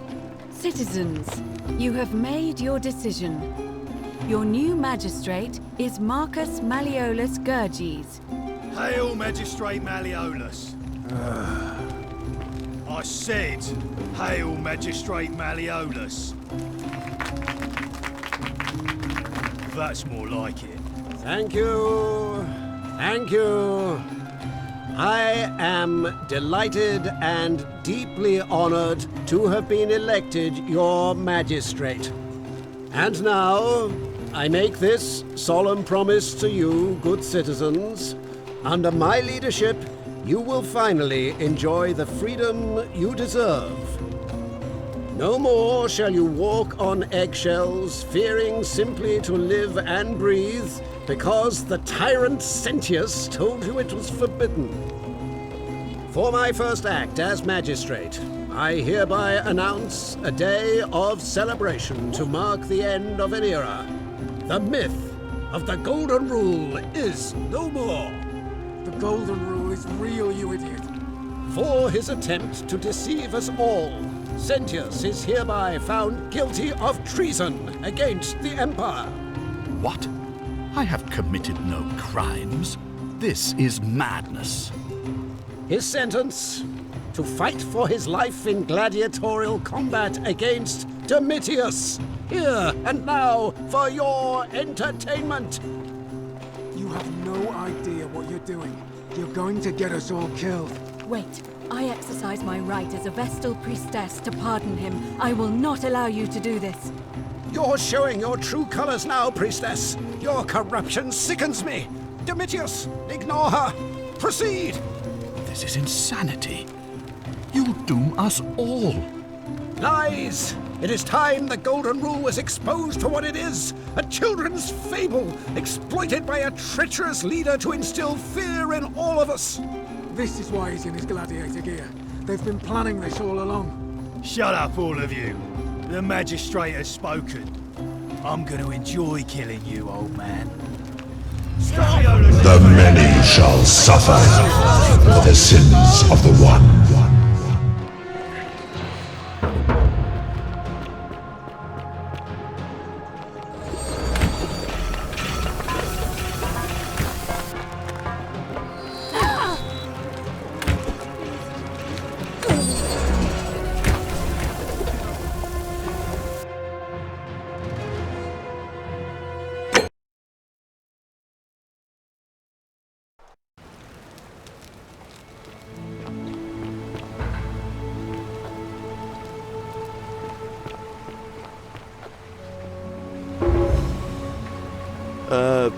Salve, friend. I'm Galerius. Mind telling me who you are and what you were doing in the Shrine of Proserpina? I don't think so. I've never seen you before in my life. Oh, Bacchus, how much did I drink last night? Sorry to have bothered you. Oh, and since you seem to be in a hurry, you should try out this device I made. Worked real hard on it.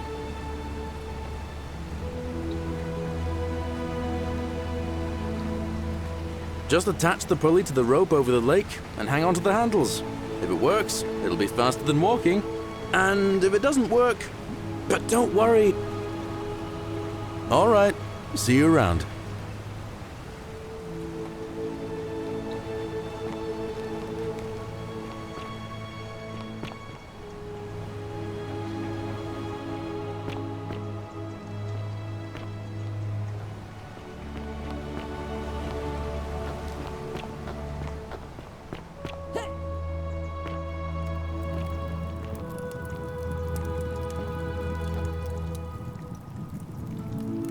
Just as the ocean accepts the rivers of all the world, so this place accepts all the souls.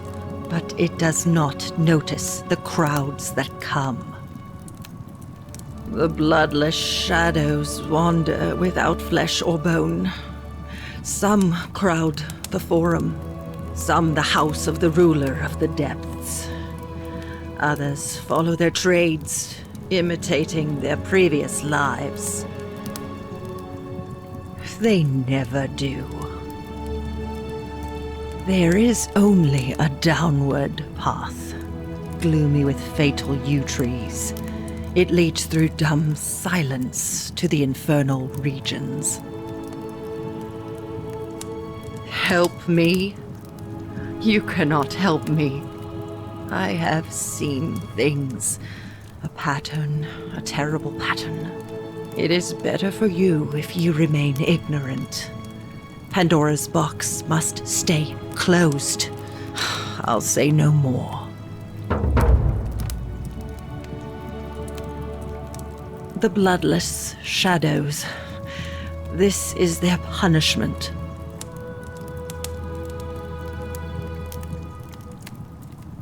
The newly arrived are ignorant of the road before them.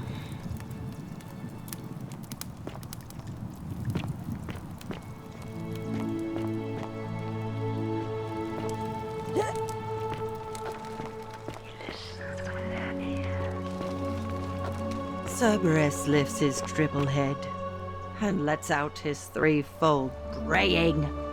Livia, would you stop muttering like Medea over a cauldron? You'll scare away my customers. They follow their trades, imitating their previous lives, but they are ignorant. This again. You're in a world of your own, aren't you?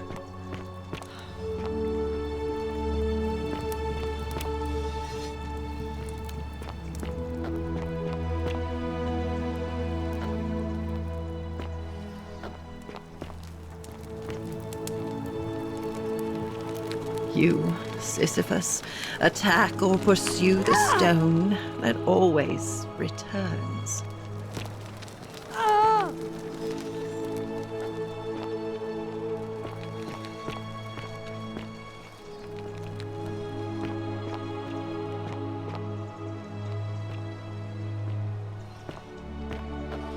Beautiful.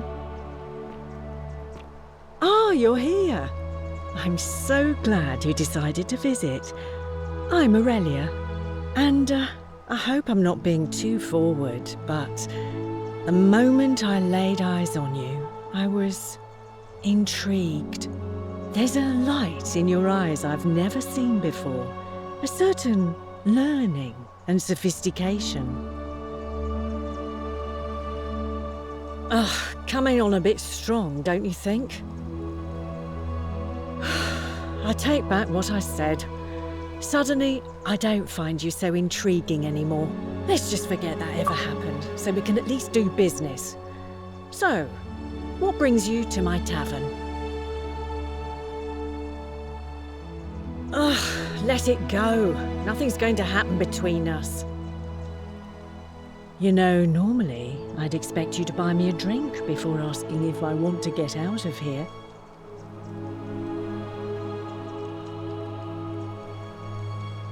Straight to business, huh? I can work with that. As a matter of fact, I do know a way out. I'm happy to tell you all about it, but this is valuable information we're talking about, and I don't just give it out like some cheap oracle. So, how badly do you want it? Is it worth, say, 1,000 denarii to you?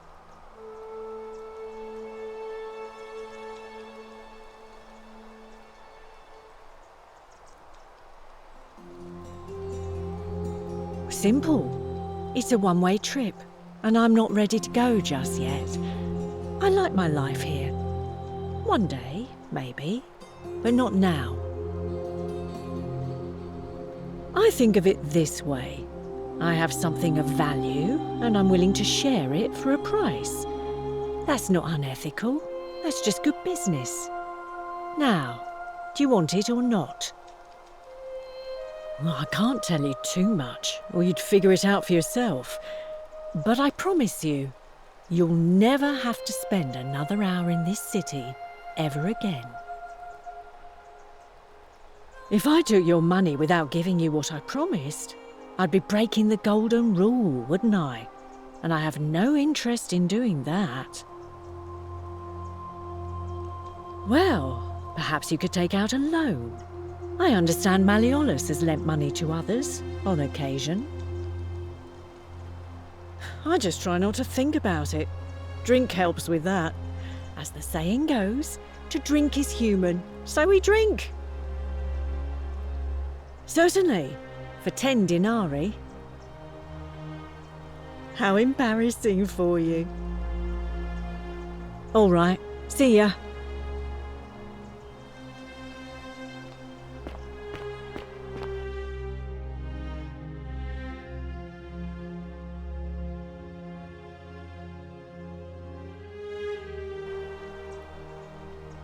You stay away from my money!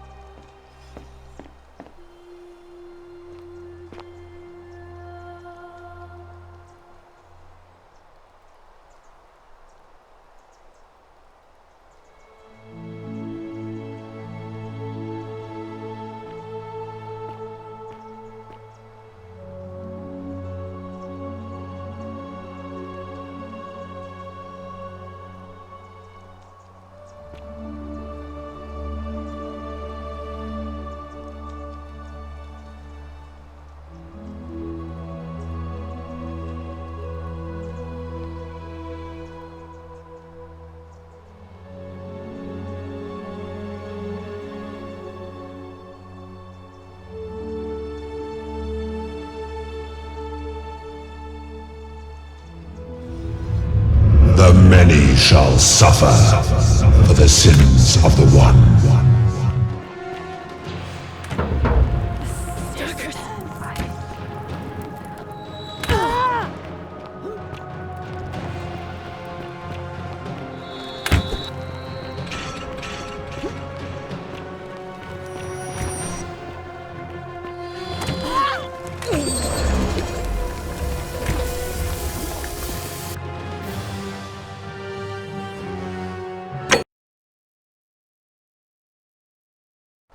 The newly arrived are ignorant of the road before them.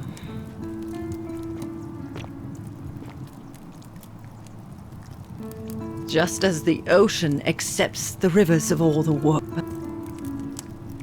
the newly arrived.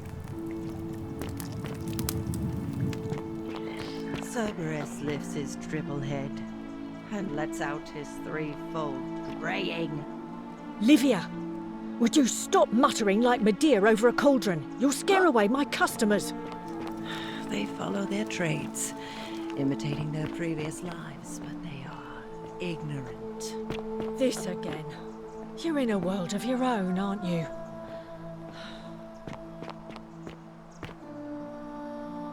Ah, you're here. I'm so glad you decided to visit. And, I hope I'm not... There's a light. What was that? Some kind of joke?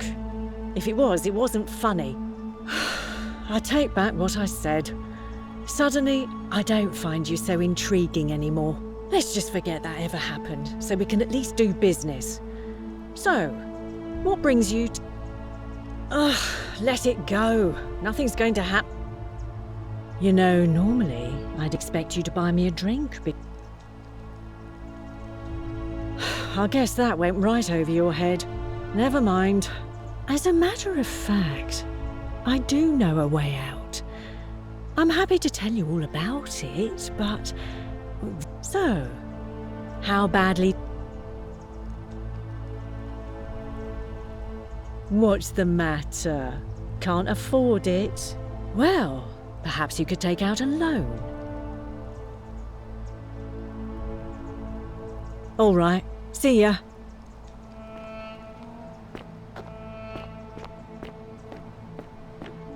You stay away from my money!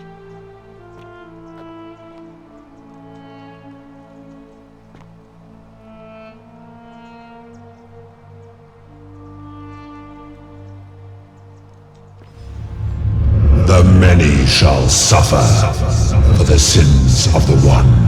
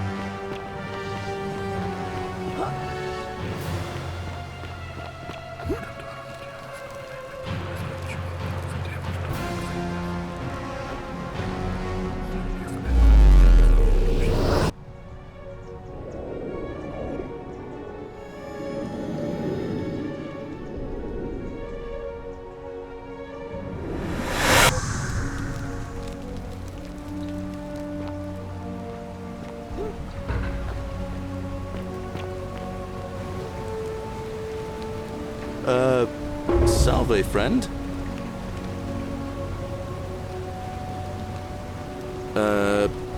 No idea what you're talking about. Oh, wait. Are you a bit, not right in the head? That's all right, friend. Everyone's welcome here.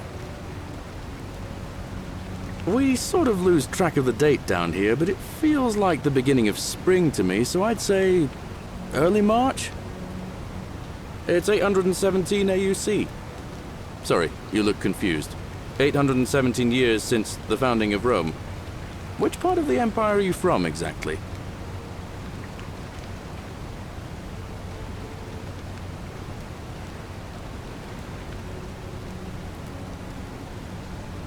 CE? No idea what you're talking about. But listen, most folks seem a bit confused when they get here, but you seem very lost, and in more ways than one. So let me make this nice and simple for you. Live by our law here, and we'll all get along just fine. All right, friend, suit yourself. Just don't do anything too reckless till you've spoken with Magistrate Sentius in his villa down there. See you around.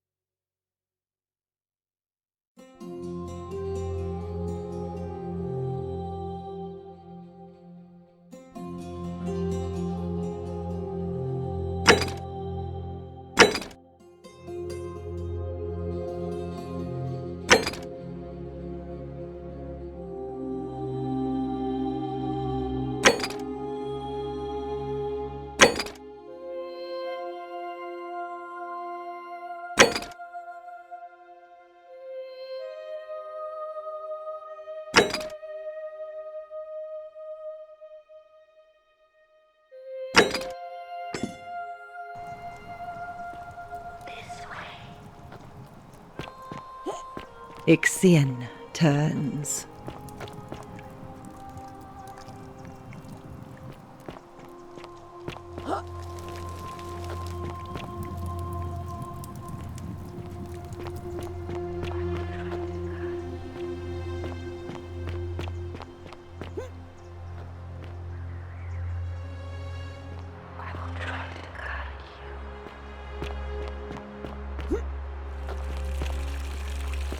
Keep an eye out for Scintilla, would you? What is it, citizen? What business is that of yours? A lot of people have been looking for her. But it's been 3 weeks, and we've found nothing. What makes you think you can do better? No, it's not that. We all care for Scintilla. She is, or was, a lovely young woman. But I learned long ago not to dwell on things beyond my control. Or to try not to, anyway. But I don't want to seem obstructive. If you have questions, ask away.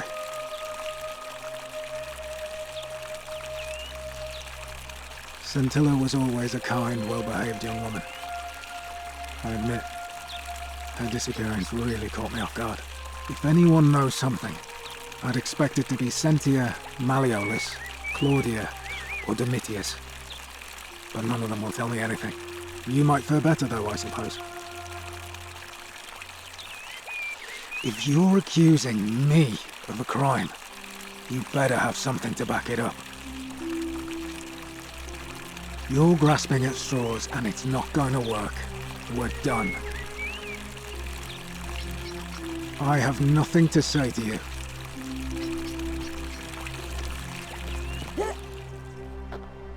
Fresh meat, huh? Malleolus isn't receiving visitors at the moment, it being election day. Whatever. Just remember, I'll be watching.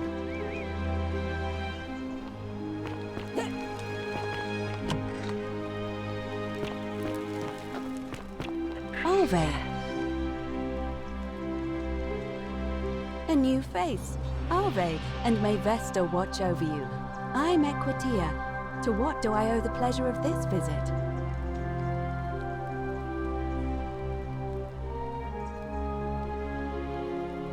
Oh my. I take it people are quite direct where you're from. I suppose it's quite charming in its own way. Usually, however, you wouldn't simply march up to a Vestal priestess and without due formality or courtesy ask, "What is your story?" The proper approach would be to arrange an introduction through a mutual acquaintance in high office, by which time you would already know how to address me. And then you would find a way to satisfy your curiosity rather more indirectly. But to be honest, I've often thought what an unnecessarily formal way to communicate that is.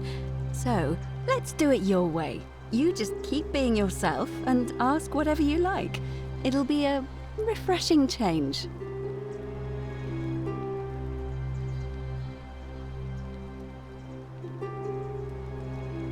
It must be completed by dusk, just the same as any other official business. It'll be between Sentius, the incumbent, and Malleolus, the challenger.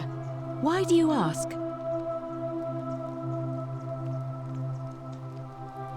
You can, assuming they're eligible and willing to Certainly. I don't, I'm afraid. It seems to me we're I'm quite sure it's the work of the gods, which is strange because we asked for but here it seems they would. I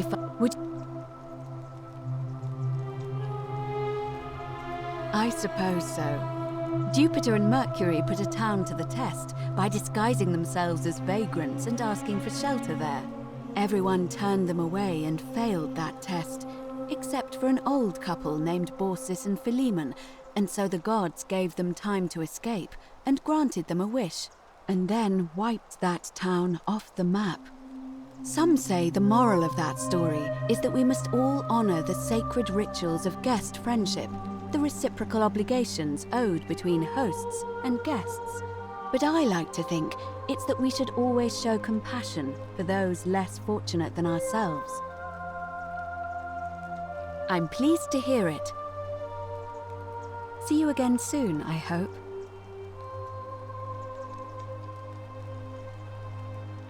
Ave again. Did you find what you need?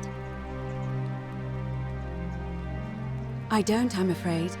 It seems to me we're exiled. See you again soon, I hope.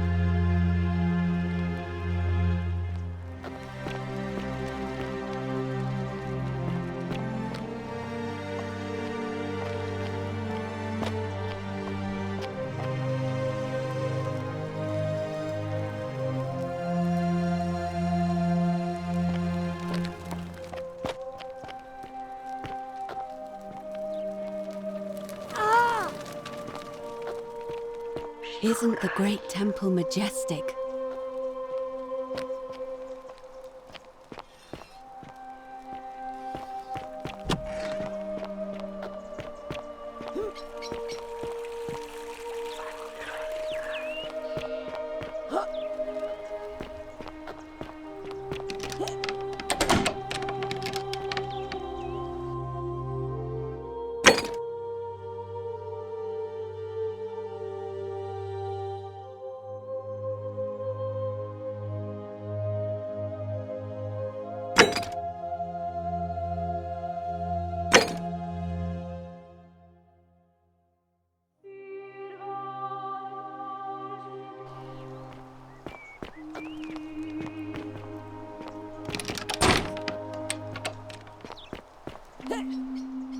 What now?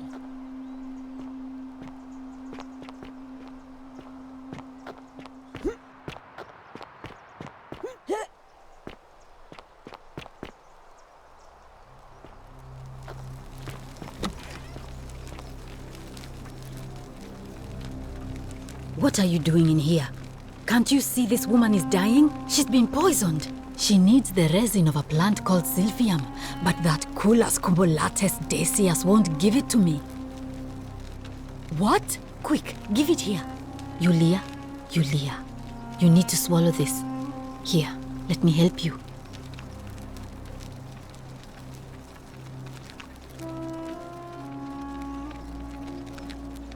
Hopefully, in a moment, she should be able to breathe normally. That was extraordinary. How did you know she needed this exact thing, and at this exact moment? Are you some kind of oracle?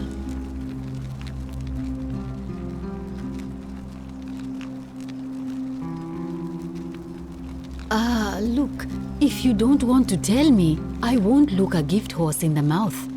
But no matter. That was like the gods hearing my prayers and intervening. You just saved a person's life, and you should be proud of yourself. She might even be able to thank you herself in a few moments. And maybe she can tell us who poisoned her, and who she meant when she was muttering about that snake's cruel black eyes. In the meantime, I'm happy to help you with whatever it is you need. That's a shame. Thanks again for saving Yulia's life. Apollo smiles upon you.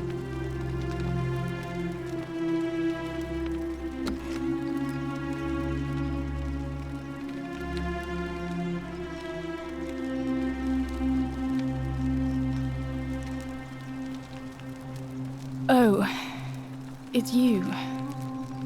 Sorry, I'm still a bit out of it. But thanks for trying to help me, I suppose. Was there something you wanted? Lucretia says I'm supposed to rest. As much as I'm grateful that you tried to help me, it's just not safe for me to talk about it. Please, no more questions. The Golden Rule. That's the least of my worries.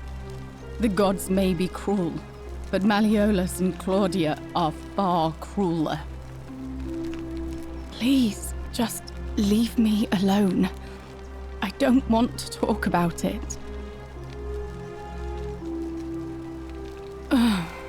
Persistent as Nemesis, aren't you?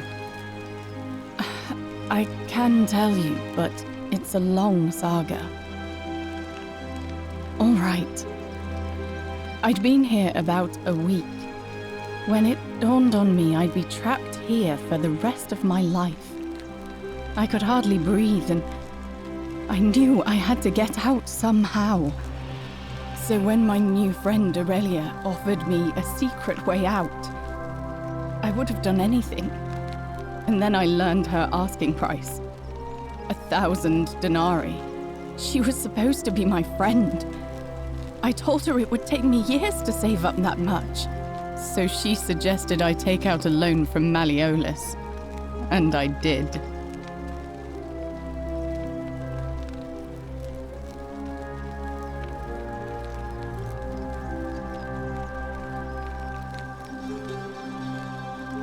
I had to sign an agreement saying I'd work off the debt over 30 years.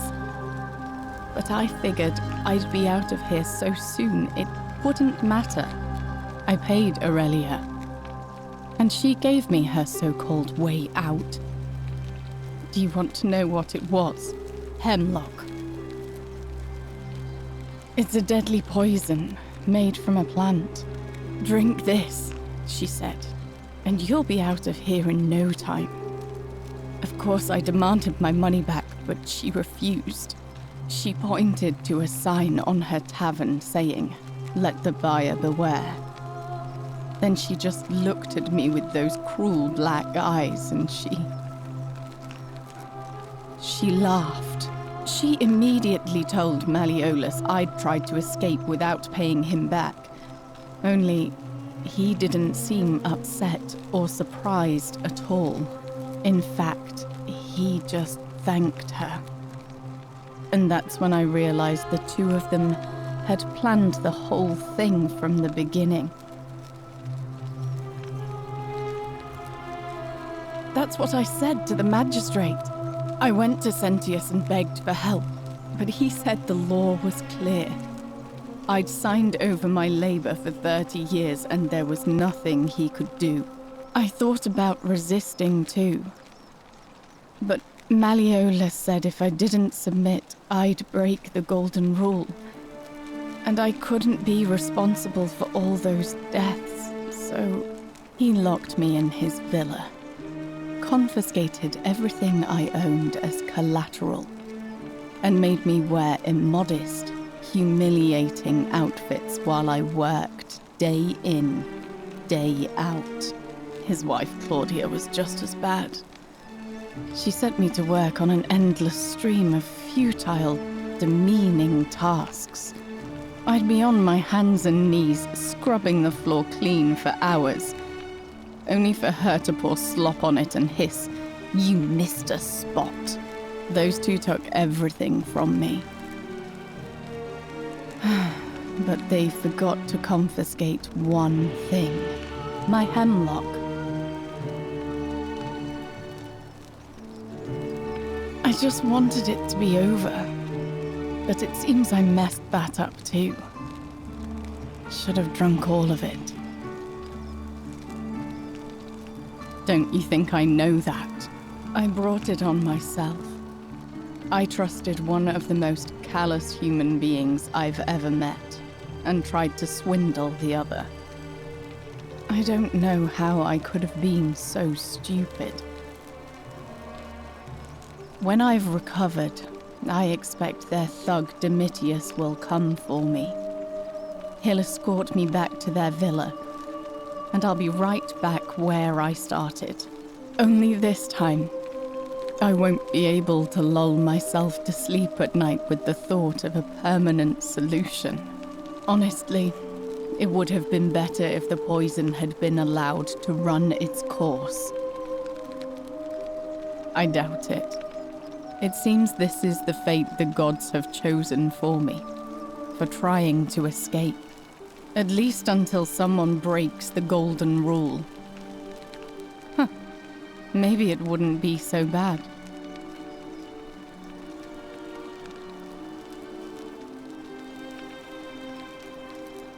A lot.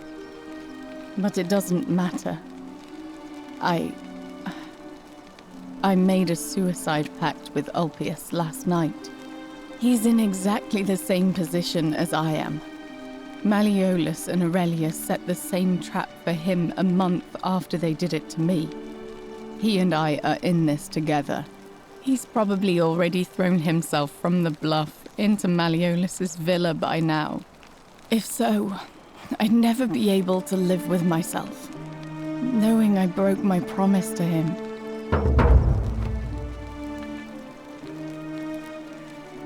I doubt you could make it up to the bluff in time. I don't know who you are, or why you seem so determined to help me, but... thank you. All right, but please don't take too long. You mean my life story? Oh, well... I grew up as part of a big family in Rome. Me and 3 older sisters. Our father found good husbands for my sisters, but I wasn't, cut out for that kind of life.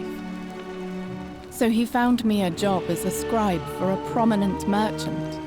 It was a good life for a while, until 7 months ago when the fires came. My colleagues and I worked desperately to try to protect our warehouse.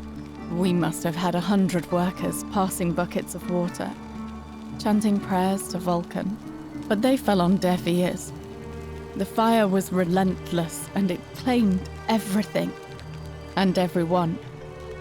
Well, almost everyone. My employer told me to grab what valuables I could and flee for the Tiber with the crowds. I remember diving into the river, and then... the next thing I knew, I was waking up on the riverbank not far from here. Thank you. But to be honest, sometimes I think dying in that fire might have been a blessing, given what's happened since. If that's your idea of a joke, it's not funny. Go away. I know what kind of person you are. Leave me alone.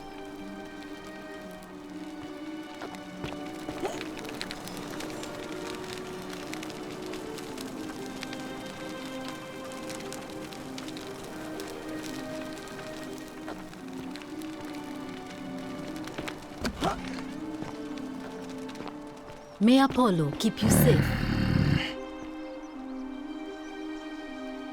Name's Rufius. Better watch your step. Can't talk long, got to stay sharp, but... family's from Seleucia on Tigris. Babylon province. But I've been roaming a long time now. Even joined the legions. The 6th. The one they call Ironclads. Same way as everyone else. Because we're all in grave danger. Is it not obvious? Because we're all in grave danger. Magistrate made me toss it in the chasm. Stupid. Going to have to improvise now. If you were dealing with what I am, you wouldn't be either. Nobody is supposed to know about that. Did Lucretia tell you? Gah. Look, I haven't been at my best lately. All my joints ache constantly, and the pain. It has a way of messing with your head.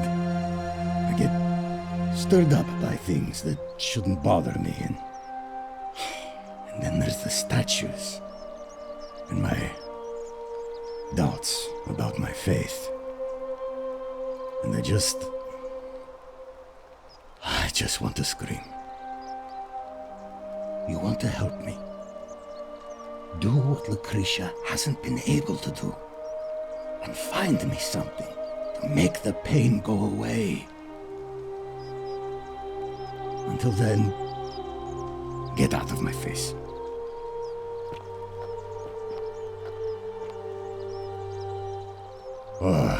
You again. If I did, do you think we'd be having this conversation?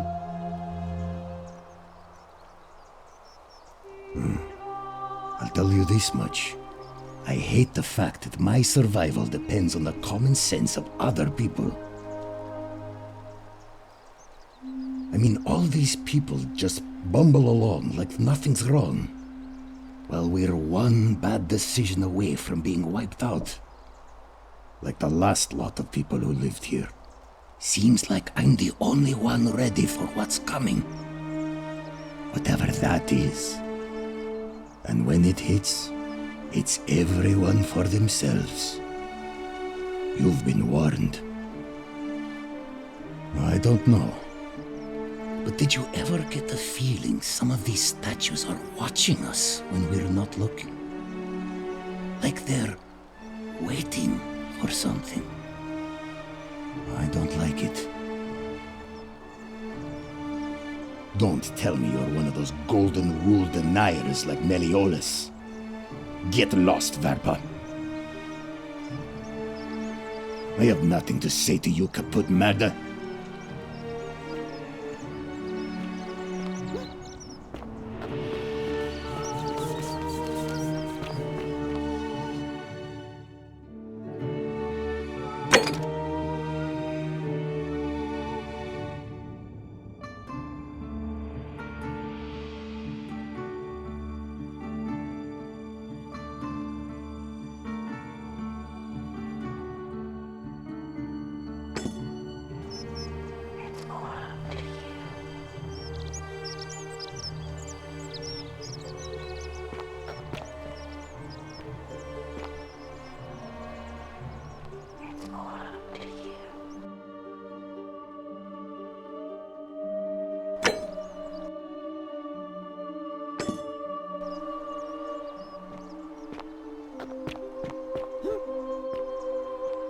Fear is proof of a degenerate mind.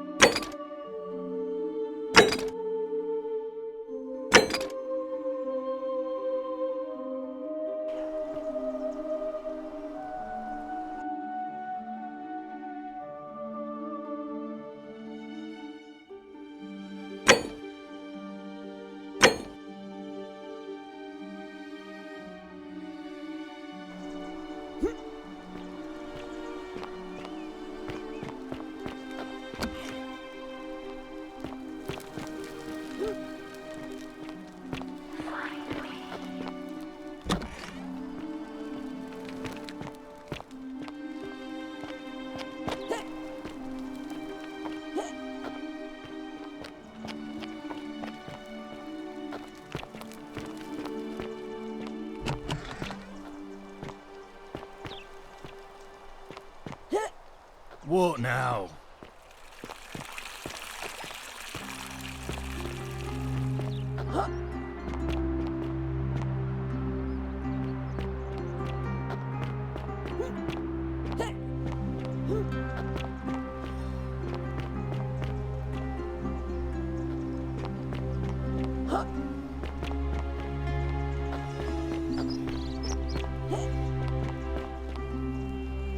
Help! You have to do something! A man arrived in the baths. A real nasty sort, with his face all covered up. And he's got a weapon. You have to do something, or he's gonna break the golden rule. None of us do.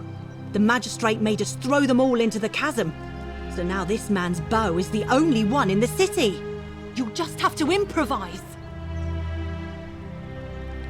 Are you daft or just callous? If you don't stop him, we're all going to die.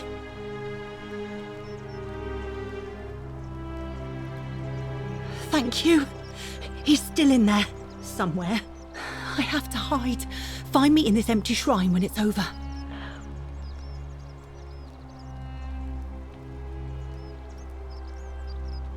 Hear what?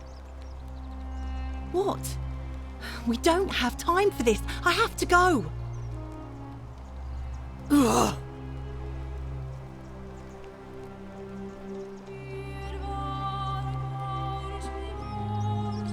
The shrine is collapsing.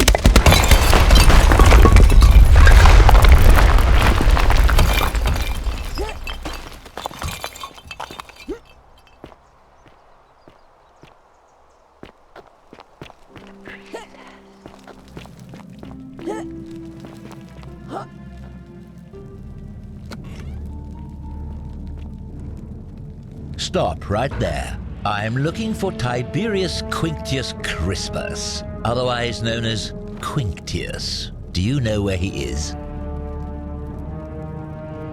I'm not sure I believe that, so allow me to explain something to you.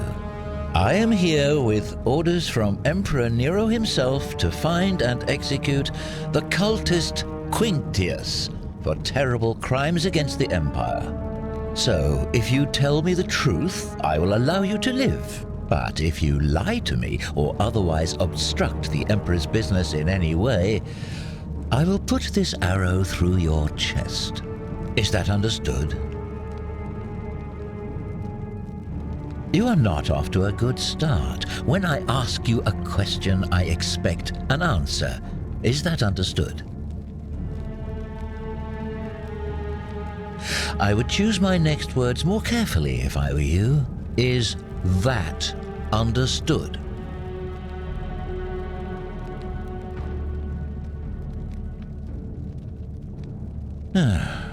Then you're of no use to me. Do you have any last words?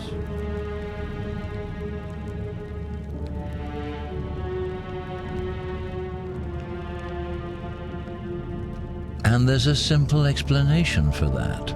I lied. But if you want to know the truth before you die, here it is. Once I'm done with you and Quinctius, I intend to kill every last one of you wretched degenerates. And I can think of nothing I'd enjoy more. The many shall suffer for the sins of the one.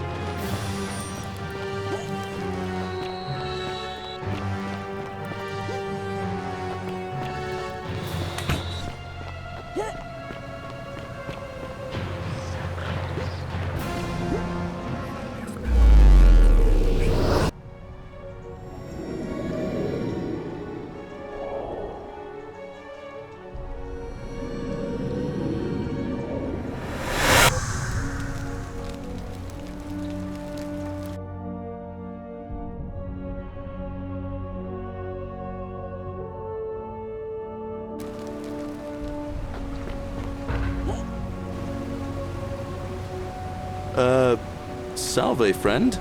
I'm Galerius. Mind telling me who you are and what you were doing in the Shrine of Proserpina? Oh, sounds serious. I'm listening. Yulia? Oh no. All right, I can do that. I'll go, but once I'm done, I'll need you to tell me how you know all of this.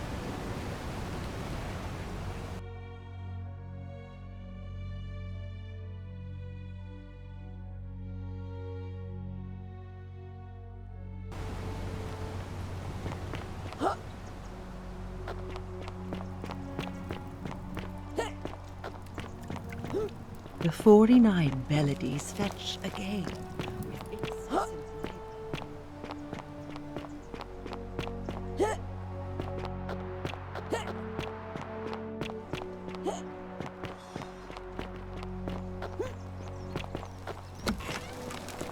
Lucretia, no time to explain. I'm supposed to give you the Silphium resin for Yulia. What? Quick, give it here. I'm just going to help her swallow this. I think she's going to be all right. Galerius, you're amazing. How did you know? I was just doing what the new lady told me. I don't understand. How did... Never mind. Thank you so much for acting as quickly as you did. Another moment more and we would have lost her. Can't stay. Places to be.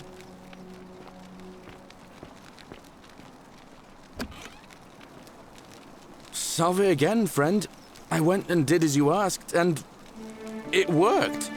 How is it possible that you've just arrived here and you already know everyone and exactly what's about to happen to them?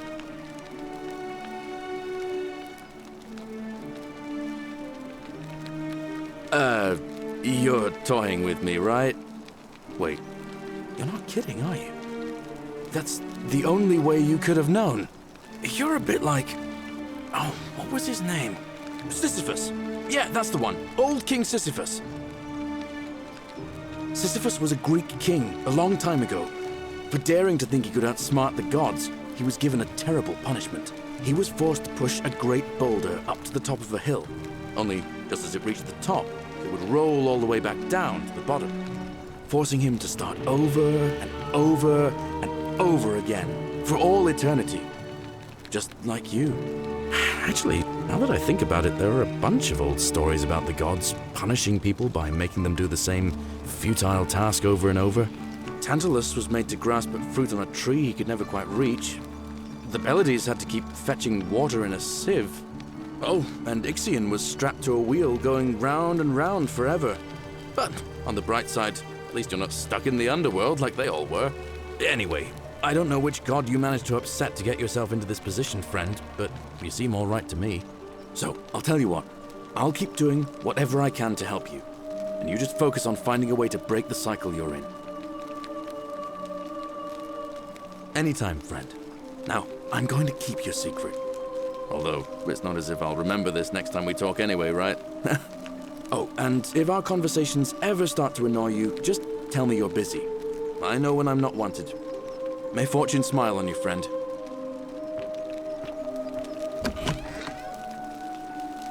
Salve again, my Sisyphean friend. Now, what's on your mind? I can't see how I could vote for either candidate. I don't like Sentius much, but Malleolus is almost as bad. Even I could do a better job. Me! All right, friend. Hope you find a way to break that cycle you're in.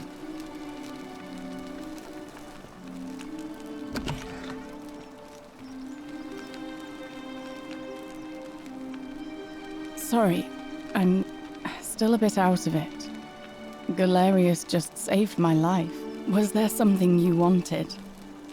Lucretia says I'm supposed to rest. Our priestess, Equitia, once told me it's the god's way of creating a city without sin. But if that's the case, then whichever god is responsible for it didn't think it through. I mean, all it really does is make bad people better at hiding their sins, and good people too frightened to stand up for themselves. I've seen Malleolus, Claudia, and Domitius make grown men cry. Romans. They don't cry easily. They've never physically hurt anyone. But the point is, they don't have to. They've got people running scared because everyone knows Malleolus is the favorite to win today's election. I doubt it. I mean, the election is today, and you've only just arrived. I just don't think there's enough time for you to do anything. I suppose we will. All right. Goodbye. Welcome.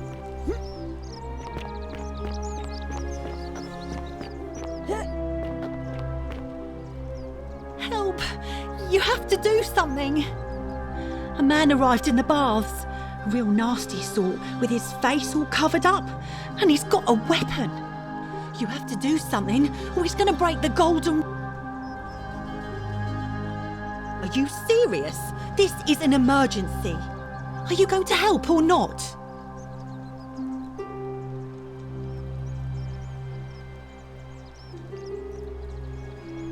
Thank you. He's still in there, somewhere. I have to hide. Find me in this empty shrine when it's over. What? Why? All right, fine. Come and find me in my bakery instead. Please be careful.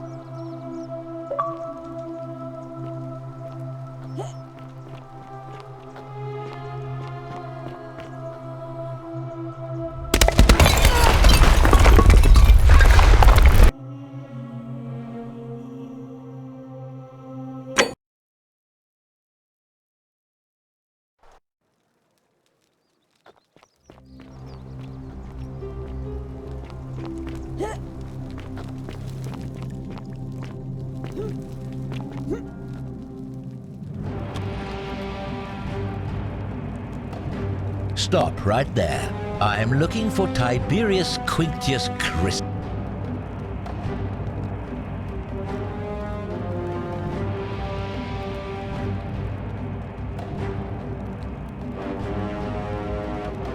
You're right, I am. I must be getting a reputation.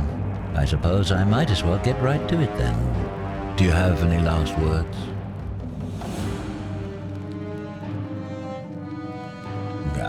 You'd squander your last words on an empty threat. Now it's my turn to tell you something.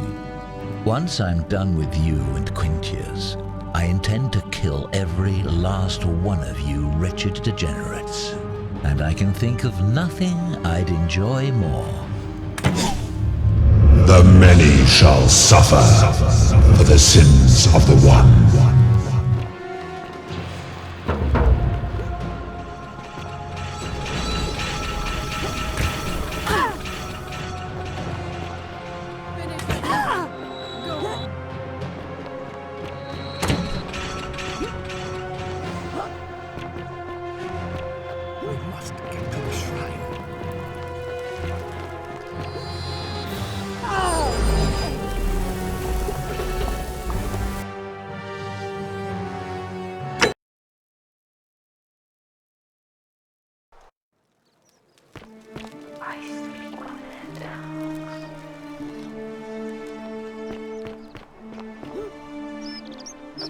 How'd you do?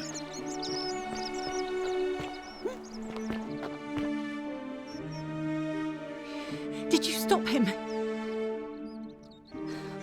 What are you waiting for?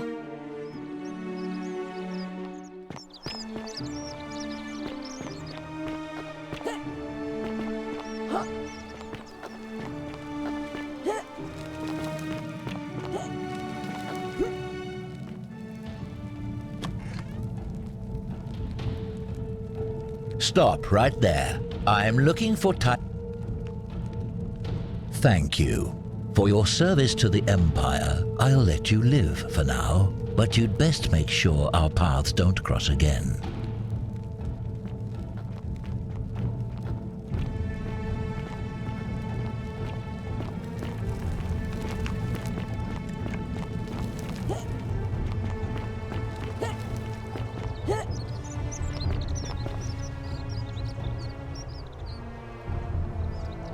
Salve, stranger, and welcome to our idyllic little slice of the Empire. Very well, another time.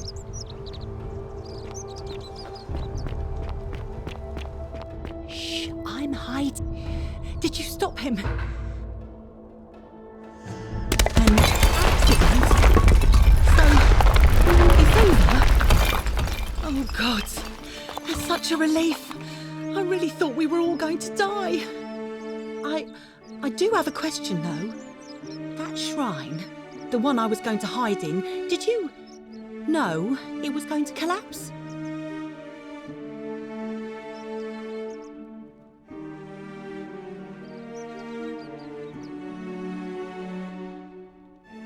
I don't understand.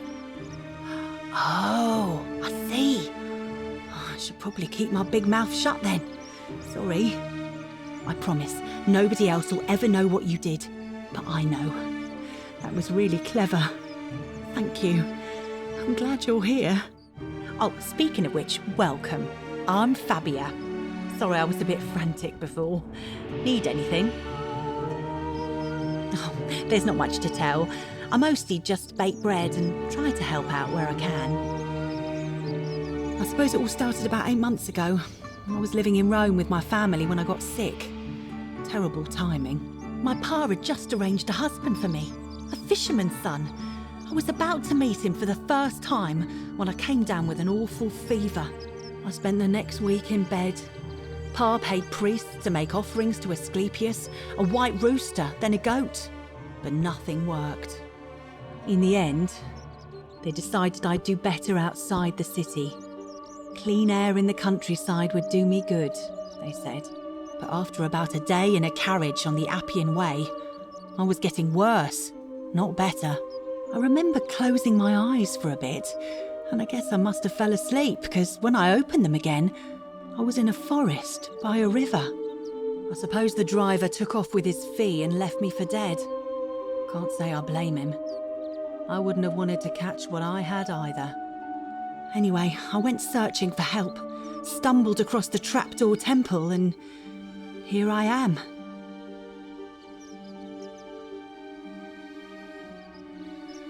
Oh yeah, I suppose you're right. Hadn't really thought about it. But the gods are mysterious and powerful. Who knows what their plans are for us? What? You've been here a few moments and you're desperate to get out already? Why not give the place a chance before you try to leave? Good people here. Galerius works hard on the farm so I can put food on our tables, and Lucretia tries to keep us healthy. My friend Georgius is always mending our clothes, and Virgil makes sure these old walls don't fall down around us. Well, he does his best. I'm just saying, there are worse places you could live out your days. Well, I can tell from your funny accent you're not from around here, but that doesn't mean you don't belong, does it? Oh, I try not to worry about it. I mean, if people are nice to each other, we won't have anything to worry about, will we? You're funny. I bet my friend Georgius will like you, and those interesting clothes of yours. And I'm sure he'd love to chatter about the Golden Rule with you too. He'll be just across the forum in his shop. Oh, I try not to worry. Thanks. And I like your teeth. They're so white. And your clothes. Oh, I bet my friend Georgius would like to get a look at you. And I'm sure he'd love to chatter about the Golden Rule with you too. He'll be just across the forum in his shop. Terrible shame, that is. Maybe this'll help. Late last night, I was cleaning my oven when I heard some noises outside. The forum's usually dead quiet at that hour, so I came out to see what was going on. To be honest, I thought maybe poor old Dooley had got out of his cell and was snooping around again. So I put my head out and saw someone in front of Virgil's shop. I couldn't tell who. It was too dark. I called out to them, but they just turned and ran off without a word. All I remember is they ran past a lit torch and the light glinted off something metallic. Armour, I think. So I suppose it could only be one of three people.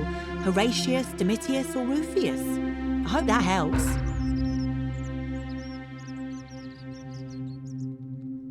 All right.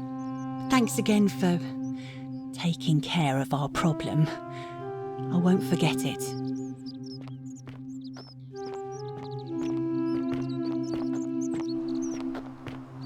Whatever's in that great temple up there on the bluff, I bet it's worth a fortune.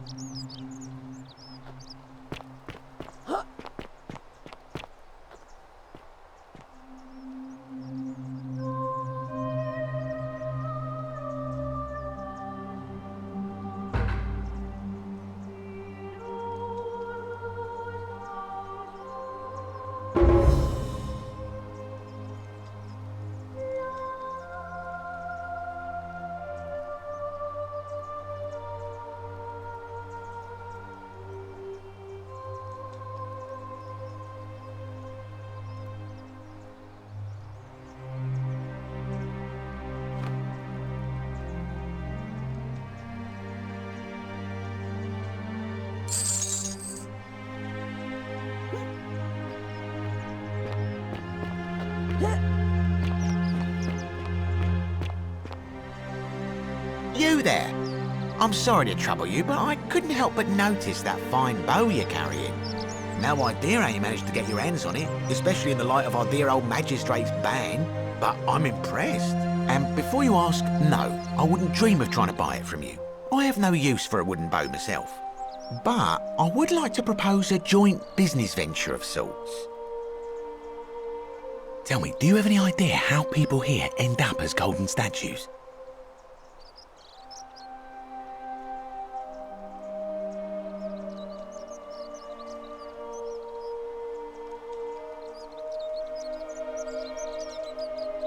Well, between you and me, I found an old scroll from years ago, hastily written, in which the author claimed something extraordinary and terrifying.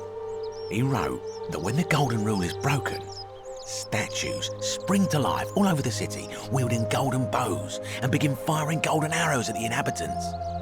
Supposedly, 1 or 2 of those arrows is enough to turn a full-grown man into gold.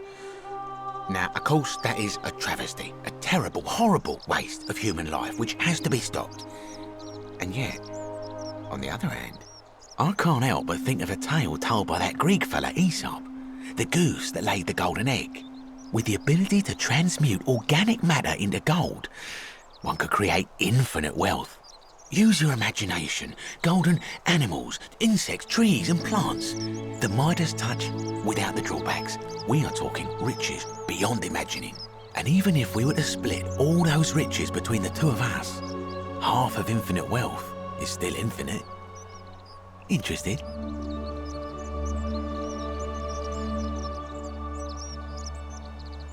Look, I might have skimmed over that one, but don't be so pedantic.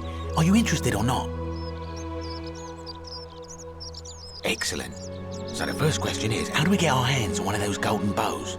Now, I have a plan, but first, tell me, are you familiar with the story of the goddess Diana? No problem. Allow me to explain. Diana is our goddess of the hunt, the moon, and the underworld, depending on who you ask. The one thing priests and poets agree on is that she carried with her a golden bow and a quiver of golden arrows. And it just so happens that there is a shrine of Diana in this very forum, with a prominent statue of the goddess herself. And would you like to guess what she's holding in her hand? Precisely. I can't tell you how many hours I've spent in that temple staring at it, trying to figure out how to retrieve it without breaking you-know-what. Oh, gods no! If you tried that, we'd all be dead within moments, I'm sure. No, here's what I propose. You give your bow to me, I cover it in a thin layer of gold leaf, and we create a replica of her golden bow. Then you enter the shrine, extinguish the braziers, and under cover of darkness, swap out the fake for the original. It's not theft exactly, it's more of a trade. But make no mistake, this is a dangerous path, and there's no way of knowing where it will lead. But in my experience, all the best adventures begin with a risky first step. Now, you must have questions. Arc away. Because the gods would see you, of course, hence my proposal. When Prometheus stole fire from the gods and became a hero to all mankind, do you think he was worried about the danger?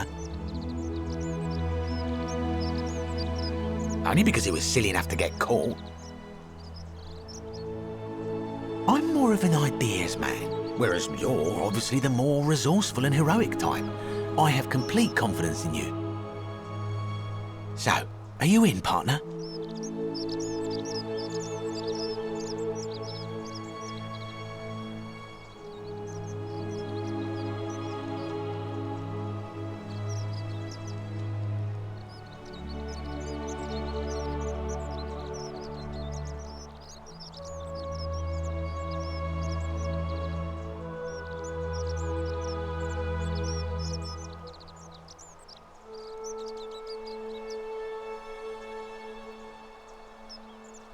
Wonderful. Now, if you'll hand over your bow, I can get started applying a layer of gold leaf. This is a quality weapon. Now, bear with me for a moment. And here we are, a gold leaf bow.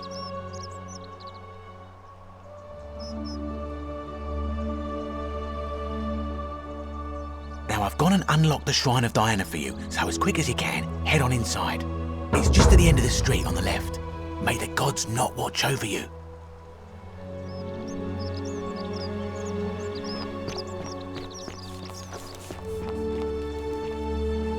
Greetings and salutations.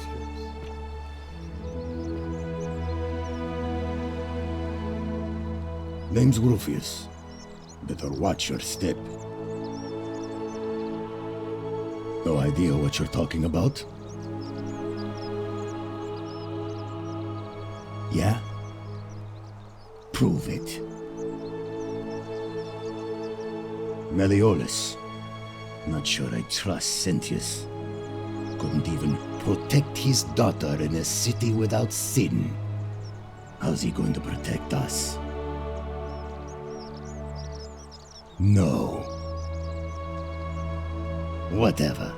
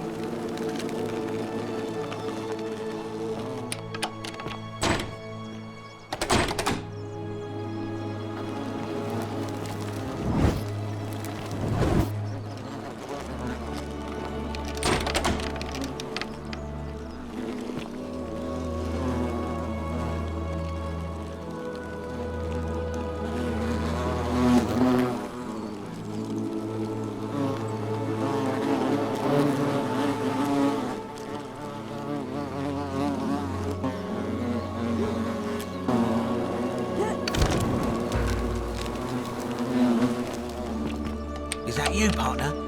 Do you have the bow? Wonderful. Just go ahead and slide it under the door for me and I'll unlock it for you.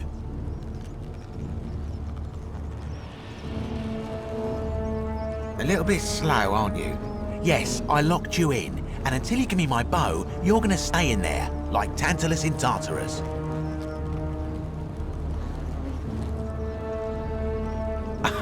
No, technically, I never said that. I said, if we were to split all those riches between the two of us, infinite wealth is still infinite. It's hardly my fault if you can't tell the difference between a hypothetical and a promise, now is it? Oh, I do love a good loophole.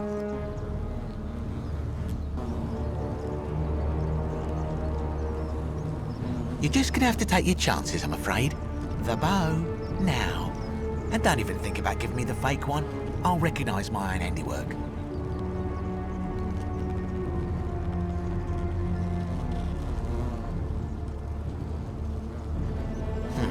I would reconsider my position quickly if I were you. I'm not sure if you noticed, but you're stuck in there with a hornet's nest, and they can be rather aggressive toward intruders. You know, some say it takes 27 hornet stings to kill a man, but I always wondered how anyone could have known that. Let's find out how many it takes to kill a woman, shall we?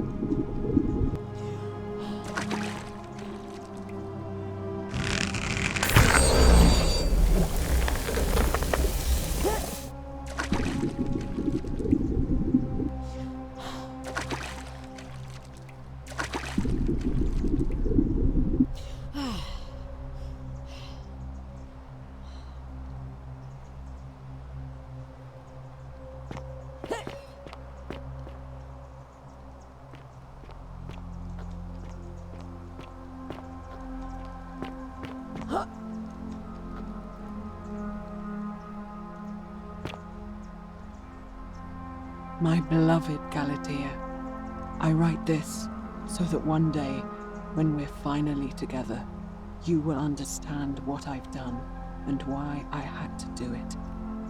The others will call me mad or a monster, but I don't care what they think. Everything I'm doing here, I'm doing for you. I'll start at the beginning.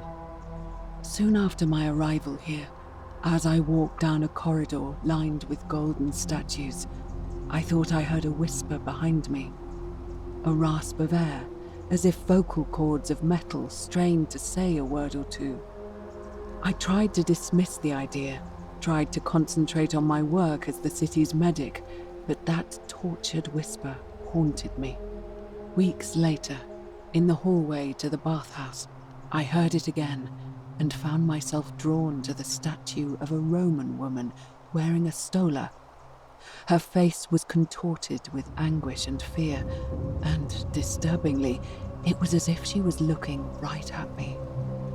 As I walked past her, I heard that strained whisper again, and turning back, I discovered that even though I had moved, she was still looking right into my soul. That was when it dawned on me. This was no statue. This was a woman trapped within that golden prison. Naturally, I told the others, but when I could not reproduce the results of my experiment, they would not believe me. But from that moment on, I knew the full horror of this place. Immobilized within these statues are living human beings. It was that day, my love, that my heart broke.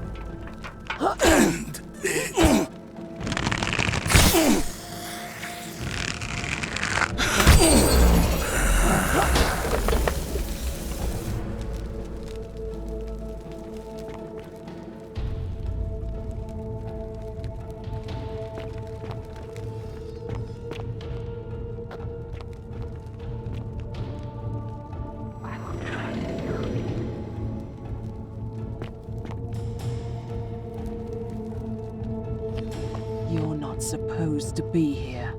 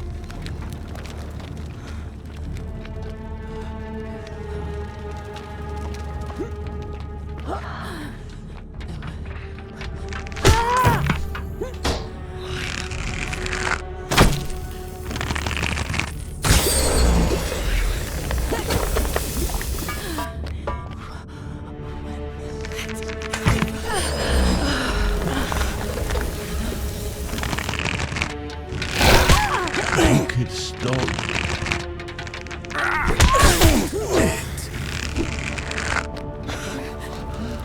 Please. Help me.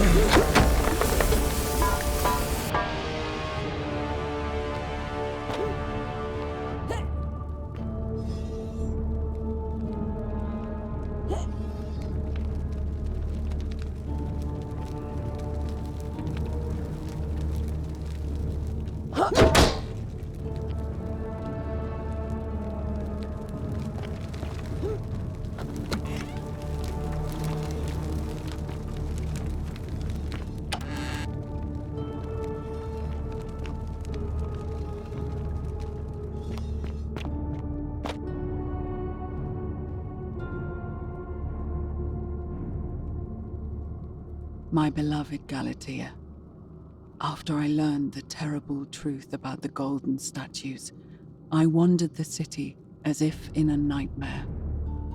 What must life be like for these poor souls, entombed in gold, but kept alive somehow? Trapped in their own personal Tartarus, consigned to eternal torment, too horrific for any sane mind to comprehend. I tried to offer them what small mercies I could. I began to talk to them, to keep them company. I'd imagine backstories for them, give them names, and tell them of the world, of the histories and stories I'd learned as a child. As the others became more concerned by my charity, I sought solitude from them, preferring the company of my tormented charges. Discovering a way into the abandoned palace, I began to spend my days walking its halls and sharing with its occupants ancient tales, my mind turning to those of Apollo and Daphne, Perseus and Medusa, and Pygmalion and Galatea.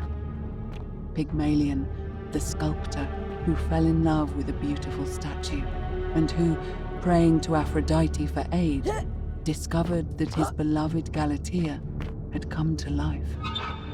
It was then that I heard you whisper to me, Galatea, Forgive me. I know that is not your real name, just one I have borrowed from a story. But when I turned to look at you, I saw the most exquisitely beautiful woman I have ever known. Your face, forever frozen in a look of haunting sadness. Our meeting gave me new purpose, to free you from your golden prison, so that I might one day hear you speak, not just whisper your true name to me. So I gathered tools for the long and difficult task ahead, barred the doors to this place, and set to work.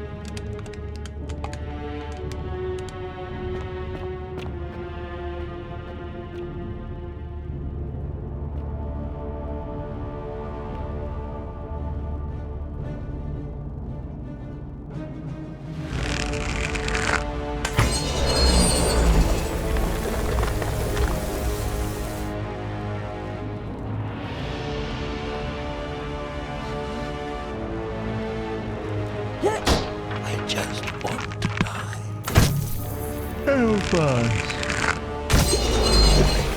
Make it stop.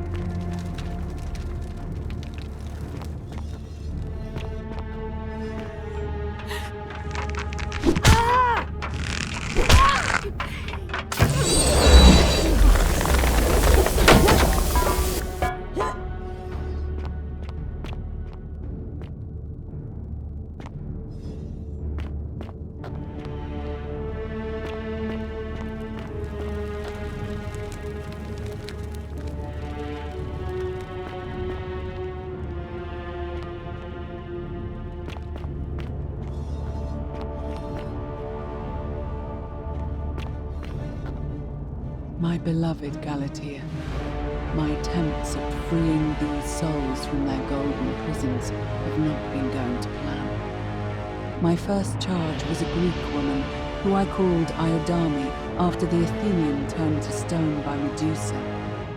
Drilling through the gold that encased her, I was vindicated by the discovery that beneath half an inch of gold, which is so rigid it must be some kind of alloy, was living flesh. Unfortunately, this golden alloy seems to have fused with her skin, so removing it exposed the sinew and muscle beneath and appeared to cause her great pain. At first, I braced myself, expecting that inflicting such pain would break the golden rule, and yet, somehow, it did not. It seems whichever god is responsible for imprisoning these poor souls does not care about their suffering at all. They are forsaken. Undeterred, I pressed on, working late into the night, attempting to remove the golden layer that encased her as delicately as I could. Eventually, I was able to free most of her body, but when I released her from her restraints, her first act was to lunge for my throat, clawing at me with all her strength and those sharp metal talons. This was my thanks for trying to save her. Whatever possessed Iodame to attack, she was clearly not a suitable subject for my experiment, and I was forced to lock her inside an isolated wing of the palace and bar the door. As I continued working on others, I could hear her flailing and launching herself at the other side endlessly. Regrettably, my other experiments bore similar results, and after relocating a few times, most of the palace is now too dangerous to work in. Still, as much as my heart aches to know her suffering, Mate, stop. Risk attempting to undo it. Not until I have perfected a method that will bring you back to whole in both mind and body, and ensure you are one day we will be together, even if I have to free every last statue in this god's forsaken place.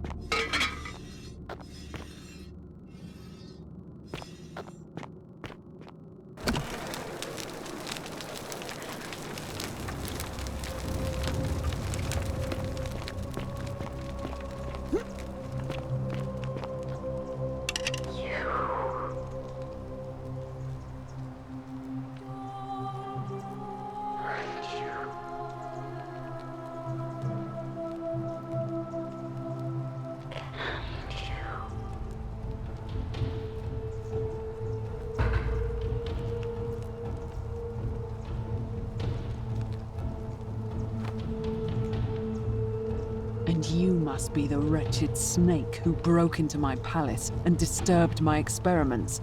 And, worst of all, look at what you made me do to her. This never would have happened if you just stayed away. You're going to pay for that.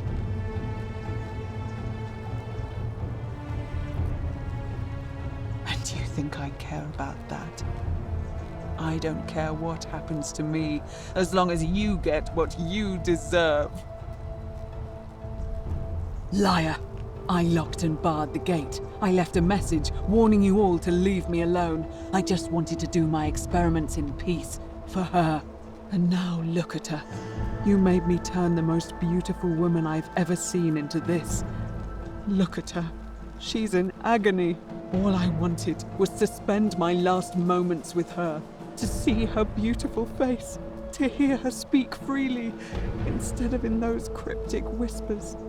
But as soon as I began my work, she stopped whispering to me. And now I discover she started whispering to you instead. What's so special about you?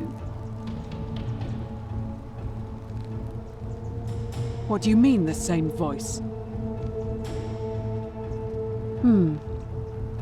Yes.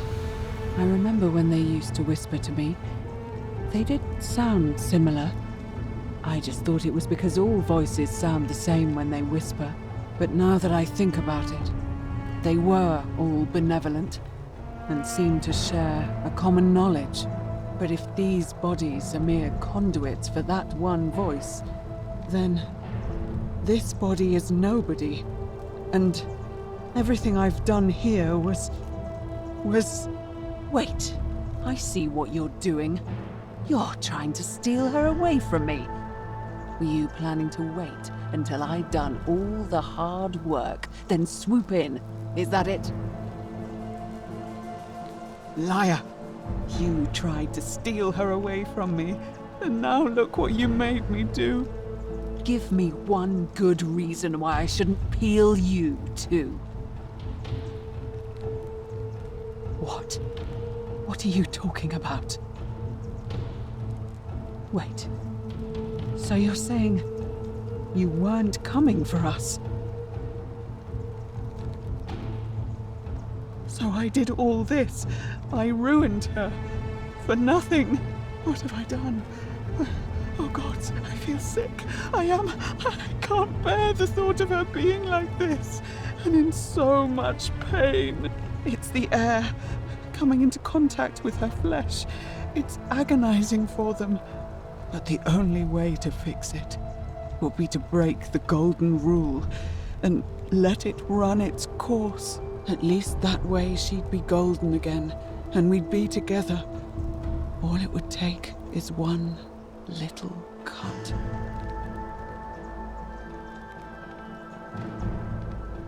It's too late. There's nothing you can do. I have to do this. I'm sorry.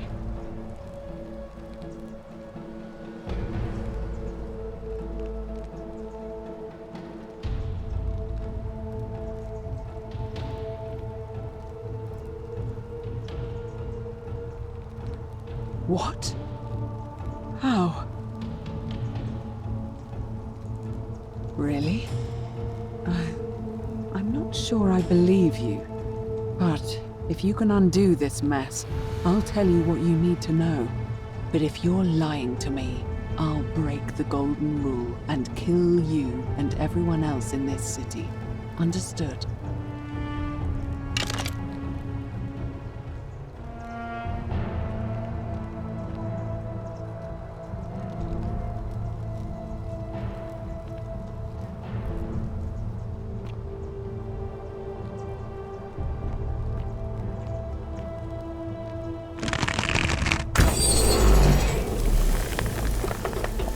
You did it. You took away her pain. I don't know what to say. Thank you, thank you. I swear I will never harm her again. I swear it. I'll stay here to keep her company. But these poor souls, what can be done for them? I've tried everything I can. I fear the only one capable of releasing them properly is whichever god doomed them in the first place. In any case, I must honor our bargain. The treatment for rheumatism is willow bark. I believe there's a pot of it already in the Shrine of Apollo. Now, please leave. The door here leads out onto the palace balcony. You should be able to make your way down from there. Go. and never return.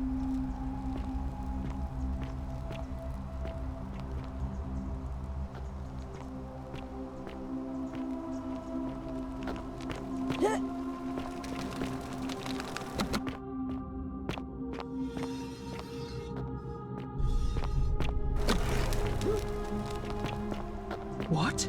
Are you still here?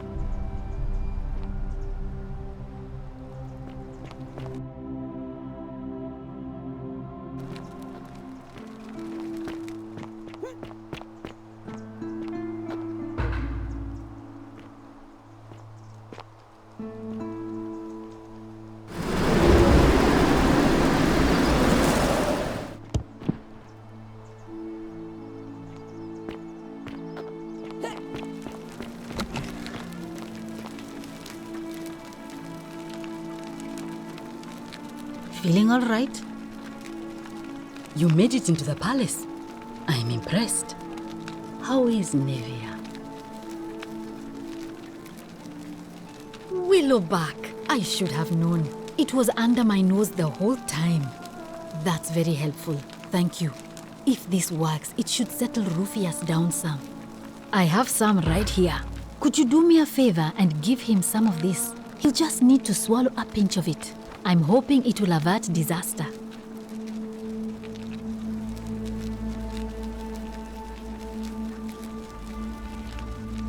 Thank you. I'm really glad you arrived when you did. That's a shame. Thanks again for saving Yulia's life. Apollo smiles upon you.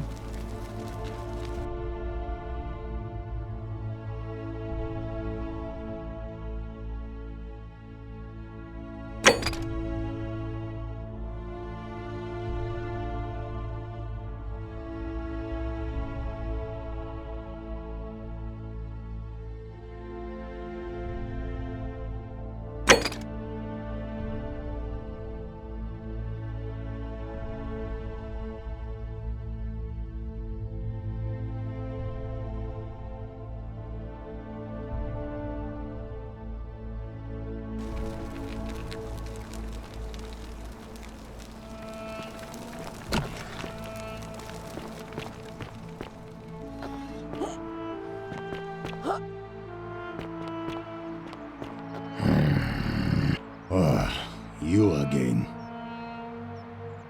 What business is that of yours? Willowbark. And this will work? Oh, thank God.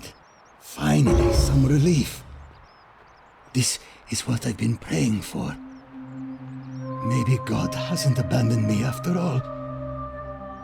Thank you. I've been in a lot of pain lately.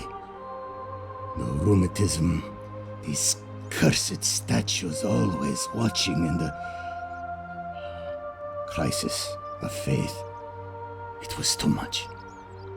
Started messing with my head.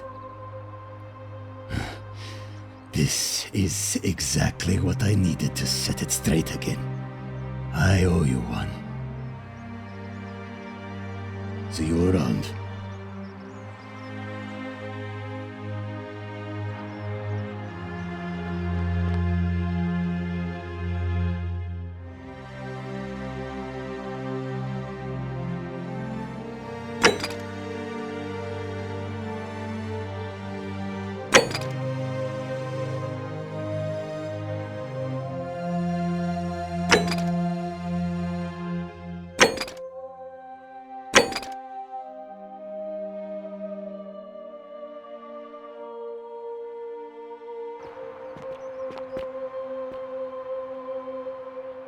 What is it, citizen?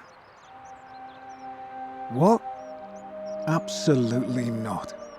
I know someone's been threatening him, and I'm not happy about it. But I can assure you, it isn't me. You know nothing. All right?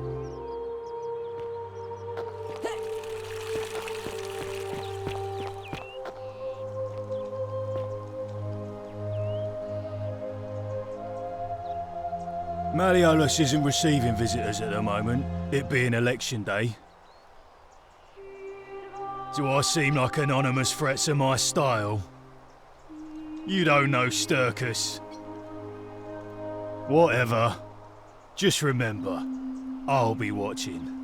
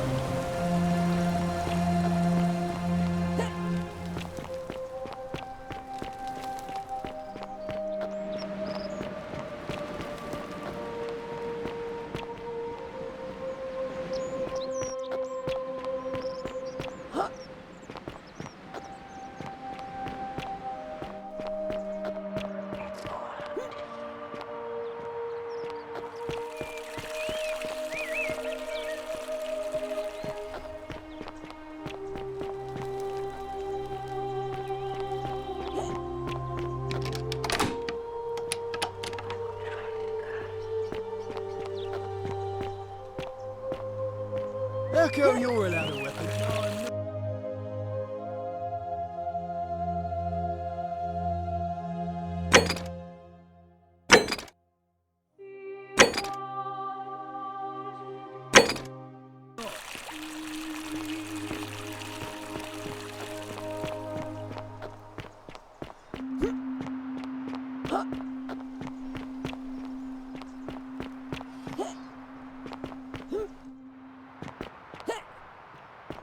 Fortune smile on you, sister. Salve again, my Sisyphean friend. Now, what's on your mind? Oh, I don't give it much thought these days. I mean, everybody here's got their own view about what we need to do to survive. But I say, let's spend less time arguing about what it means to be good and just get on with it, you know? All right, friend.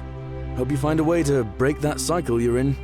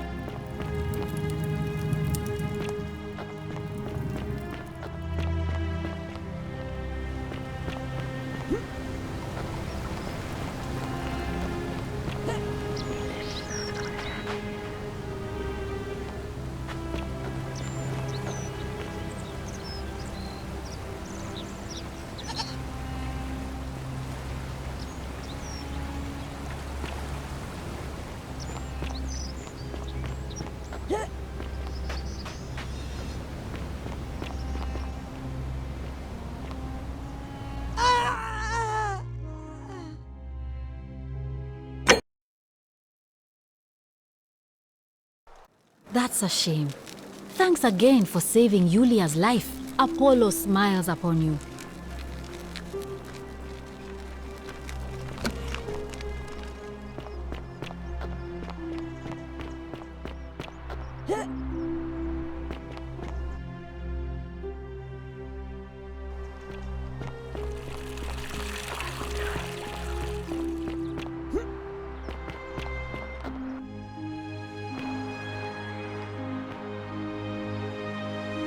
Ah, you again. What business is that of yours? Willow, finally, some I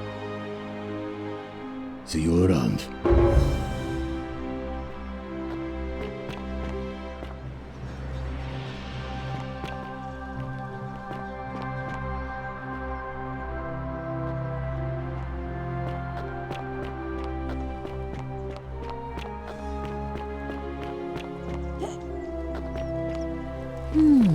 A golden bow, just like Willow and Diana. Shiny.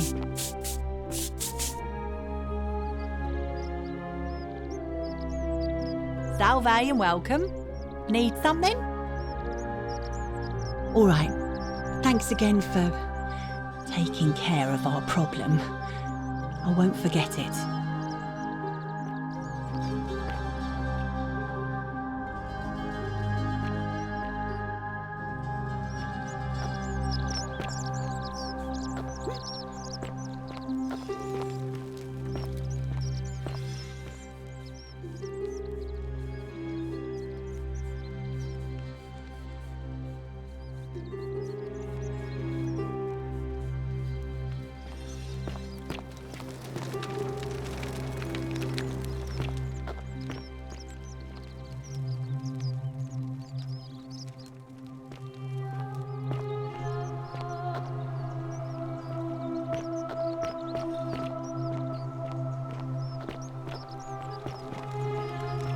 Fortune smile on you, sister.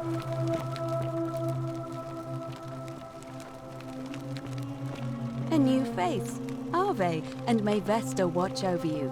I'm Equitia. To what do I owe the pleasure of this visit? It must be completed by dusk. Just the same, it'll be between... Why do you ask? All of the male citizens who are willing. There are some women I can't, but if it's any by using whatever gifts the gods gave you. Nothing untoward, of course. I'm responsible for announcing all of the male citizens who are willing. There are some women who can vote. Vestal priestesses like my... I can't allow the perception, but if it's any consolation, there... As I said, I'm planning to hold it before dusk, but as you wish. Certainly. See you again soon, I hope.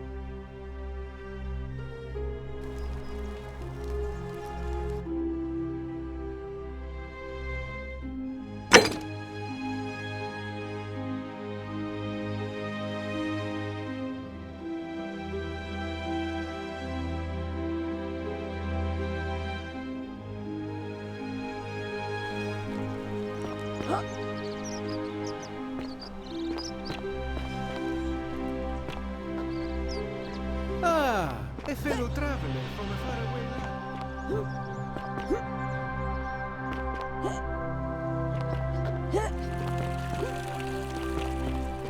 I hope you have a good reason for flouting my weapons ban. We're finally alone. I assume you already know who I am. May I know your name? We have? Wait, if I understand correctly, someone is about to break the Golden Rule, forcing me to create a portal in time to bring you here? I must have entrusted you with figuring out who the culprit is. Only, I assume we failed, and you had to start over. Is that about right? If so, what happened?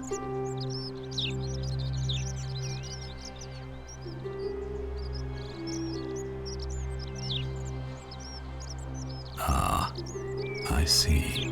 Look, it's unfortunate, but all that matters now is that you make use of what you've learned and gathered, and do better next time. Now, I assume you've sought me out again for a reason. Ask then.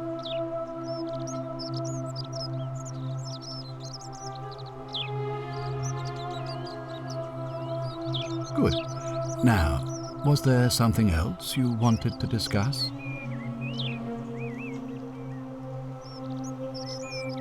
Of course. What is it?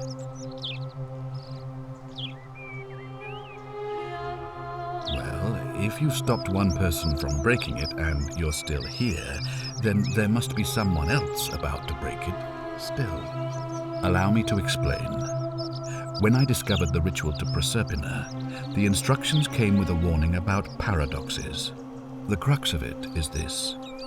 If you do anything to change the course of history in such a way that your very being here is impossible, you will have created a paradox.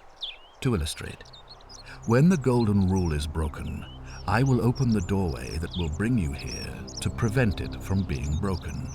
If you manage to succeed in saving our lives, then I will have no reason to open the doorway, and you will never have come here. A paradox, you see?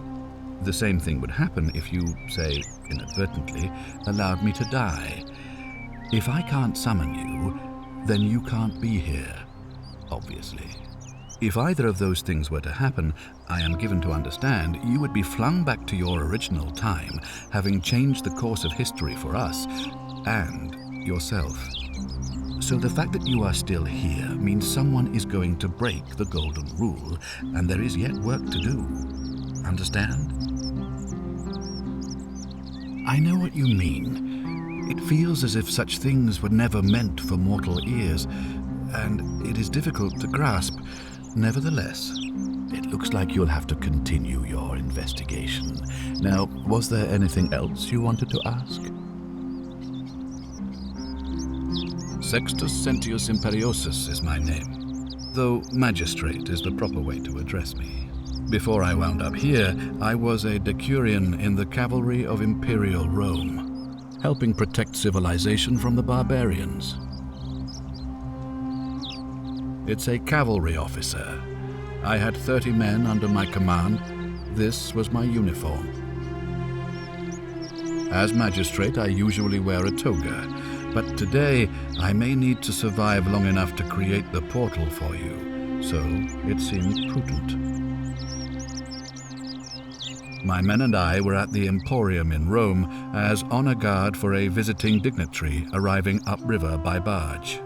Now, the port is usually bustling, but just as our guests arrived, waves of people began running toward the river from streets and alleyways in every direction. They were trying to escape a terrible fire. Unfortunately, the crowd sent my horse into a panic, and I remember it losing its footing by the water's edge. The next thing I knew, I was waking up on a riverbank not far from here in the company of some stranger. I went looking for my horse and discovered that lonely temple. You can probably figure out the rest. I was elected 7 months ago, uncontested because of my command experience. Since then, there's been growing agitation for another election. They're supposed to be annual, but I agreed to hold it sooner, hoping it would placate my constituents. Unfortunately, it just seems to have emboldened certain elements instead. Very well. If I did, I'd have led these people out of here already. I've had plenty of time to think about it. Let me see if I can sum up my thoughts. I've always considered my guiding star to be the well-being of the Roman people. Our survival and prosperity have always hinged upon honoring the peace of the gods, the sacred accord between the gods and the people of Rome. Give the gods what they want and we all prosper. Dishonor them and we all die. It's as simple as that. The real enemy in this place is not the golden rule, but human failings. The temptation to slide into degeneracy, greed, and hubris. I trust that answers your question. Thank you. I'll be waiting here for news.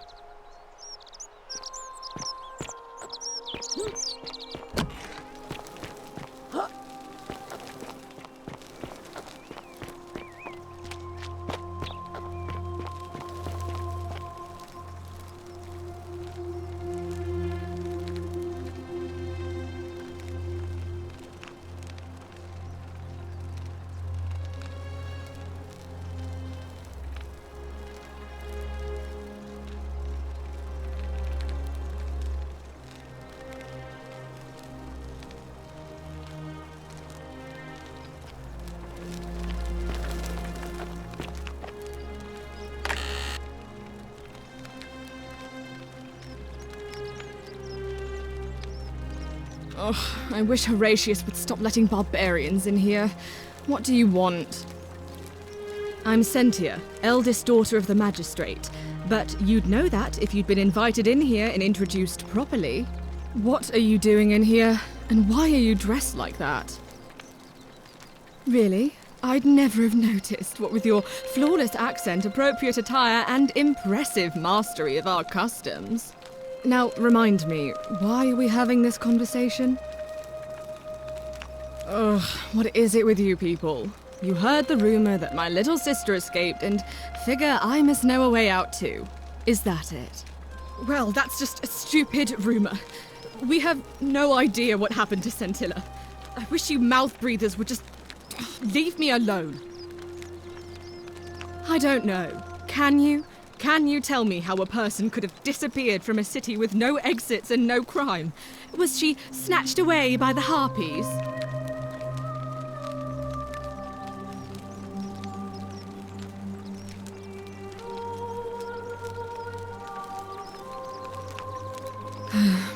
It was 3 weeks ago.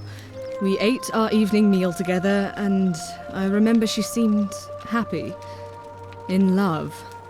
We went into our rooms, I went to sleep, and when I woke up, she was gone. That's it. I think so, yes. But she was very careful about keeping his identity a secret, even from me.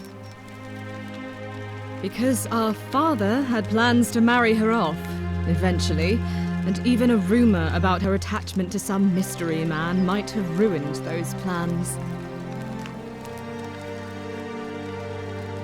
That doesn't surprise me.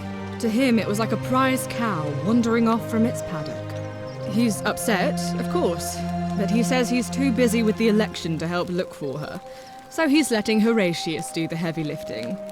Some good that's done. I don't know, but it's been 3 weeks since she disappeared, and he hasn't come forward. That might speak to a guilty conscience. All I know is, whoever he is, he's still here in the city. You really aren't from here, are you? All Roman women are named after their fathers. I think it's their way of branding us, like cattle to be sold at market. His family name is Sentius, so I'm Sentia because I'm the eldest, and my little sister is formerly Sentia Minor, but she's affectionately known as Scintilla. I hope you're not insinuating I'm somehow pleased with her disappearance.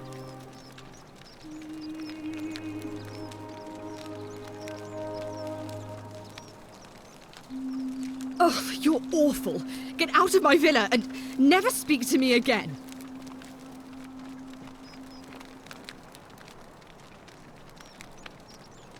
Do I need to ask Horatius to escort you out of here? Get out, you horrid barbarian!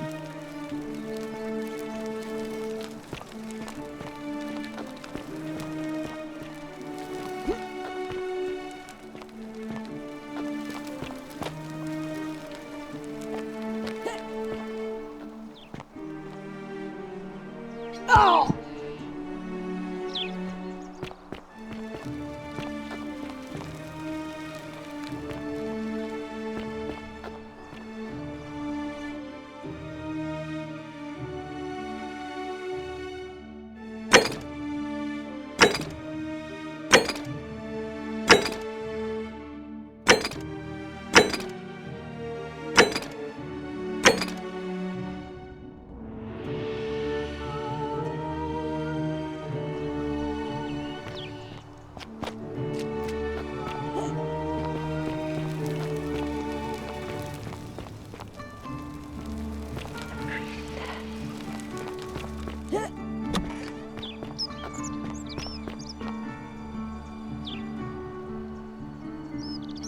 Ah, you've returned. Do you have any news about your investigation?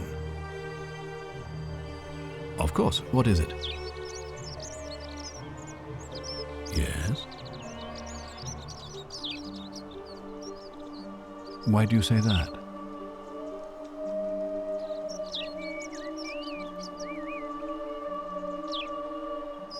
When you say he asked for help, you're not thinking of helping him, are you? Good. But still, he's been trying to enlist help with this for months.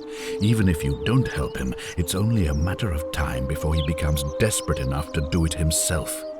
Thank you for bringing this to my attention, but before we proceed, I must ask, are you sure he's the one? Ah, I see. In that case, it looks like you'll have to continue your investigation. Now, was there anything else you wanted to ask? Of course. What is it? Yes? Why do you say that?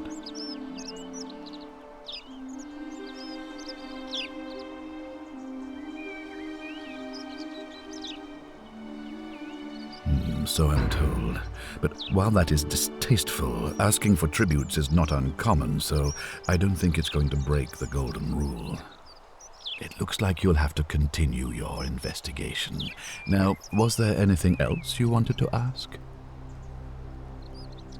Of course. What is it? Yes?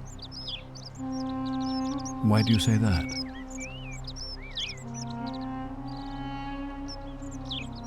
Well then, you'd better make sure she doesn't lose another patient, hadn't you? Whatever it takes, do it. It looks like you'll have to continue your investigation. Now, was there anything else you wanted to ask? Of course. What is it? Yes? Why do you say that? You seem to be grasping at straws here. I can assure you, she is most upset about her sister. As am I. It looks like you'll have to continue your investigation. Now, was there anything else you wanted to ask? Of course. What is it? Yes? Why do you say that? Why? Because he prefers the company of men? Ridiculous. Romans have always been tolerant of such predilections. I simply cannot believe that his innate preferences would break the golden rule. If I were you, I'd be looking for whichever idiot is making those accusations. It looks like you'll have to continue your investigation. Now, was there anything else you wanted to ask? Thank you. I'll be waiting here for news.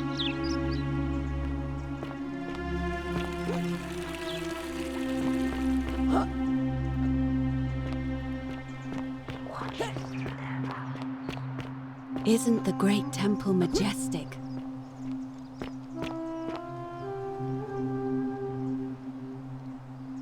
Ave again. Did you find what you need? I'm quite sure it's the work of... We asked, but here it seems I find... Would you like to hear it? As you wish.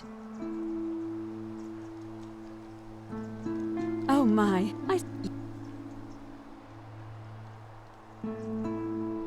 Oh, a hurry. Let's do it.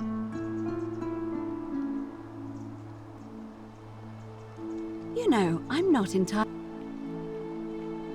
Karen, you say?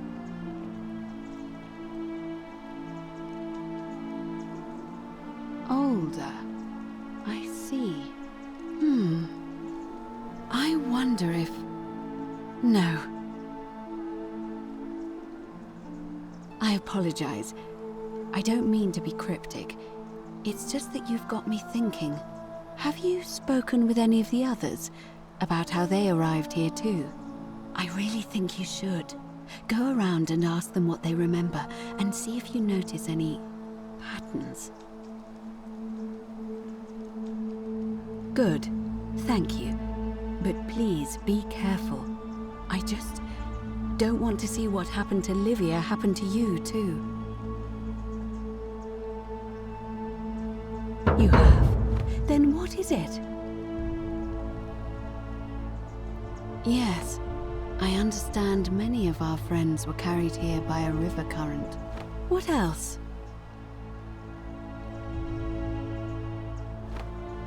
That's true. I know I wasn't entirely sure how I wound up here.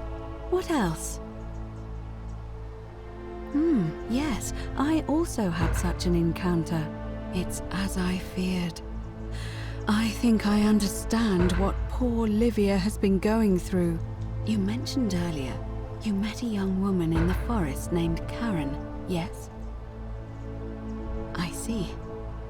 And was this Karen by any chance wearing a hood? Because I've seen her before. There's something I think you should see. I think you'd better follow me to the baths. But don't follow too closely. We can't have people thinking we're bathing together.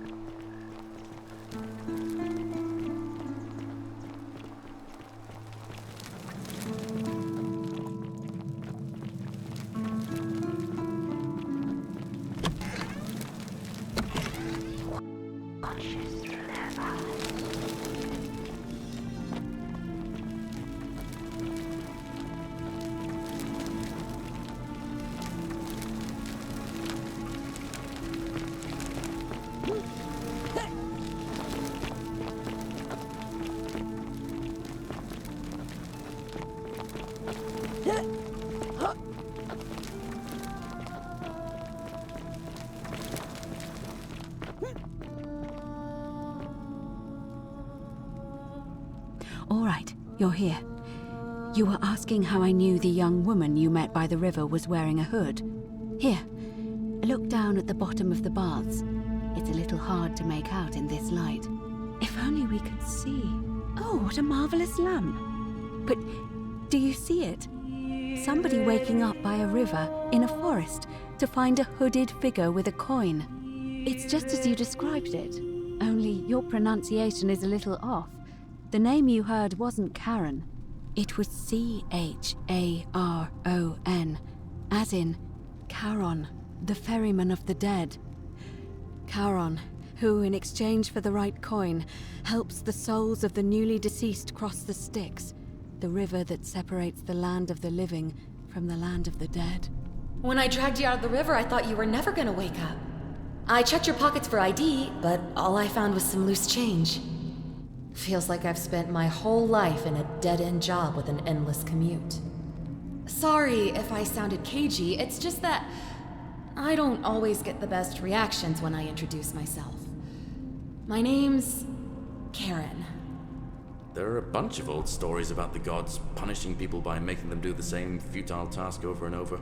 But on the bright side, at least you're not stuck in the underworld like they all were. I'm so sorry, my friend. I'm so sorry. I take it you know what this means. I'm afraid so. It's all starting to make sense. All these people whose last memory was running from the fires toward the river. It seems none of them escaped with their lives after all.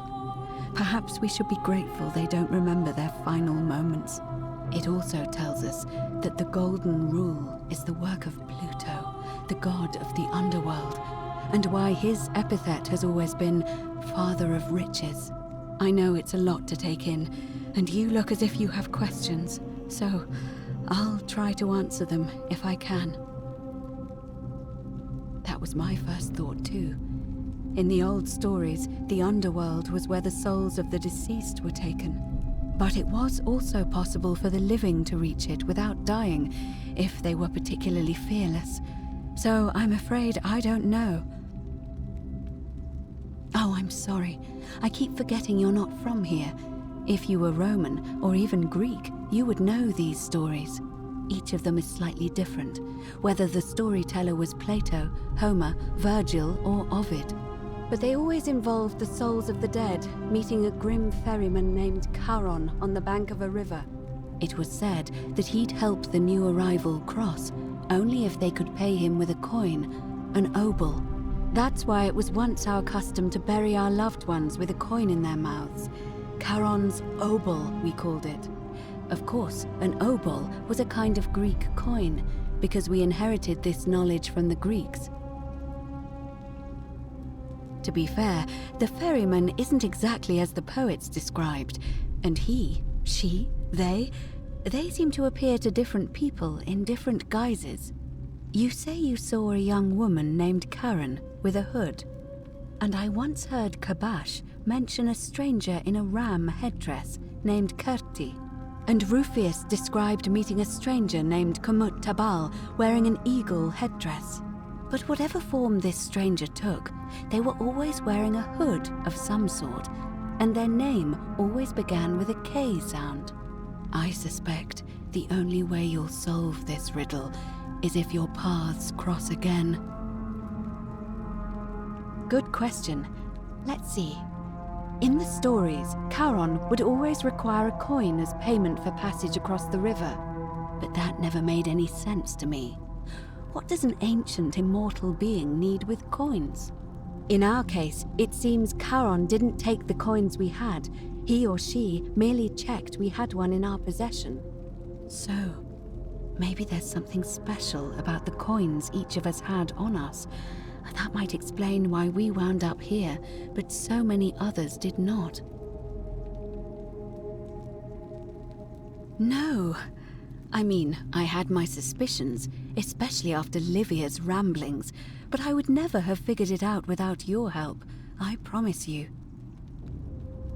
Now that we know where we are, we have to figure out what to do about it, if we don't want to be cast into gold for eternity. We don't have much to go on, except the old stories. I remember 4 in particular about heroes in the underworld.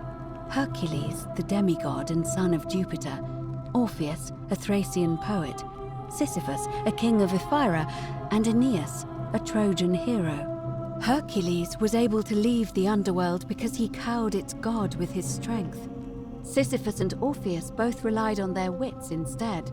They persuaded the goddess of the underworld, Proserpina, to help them escape. And finally, Aeneas was able to escape with the help of a spirit guide, who led him through a secret gate. So it seems you have 2 options: to confront the god of the underworld head-on, or find a way to escape with the help of Proserpina or some other guide. It's a reasonable question, but the problem is, this place is fairly well designed to keep us here. There's no way to climb up the shaft. And even if you could build a ladder big enough, just trying it would break the Golden Rule. We know that, thanks to the writings left behind by those who've tried. Romans try to avoid saying it, and the reason is quite simple. He might hear us.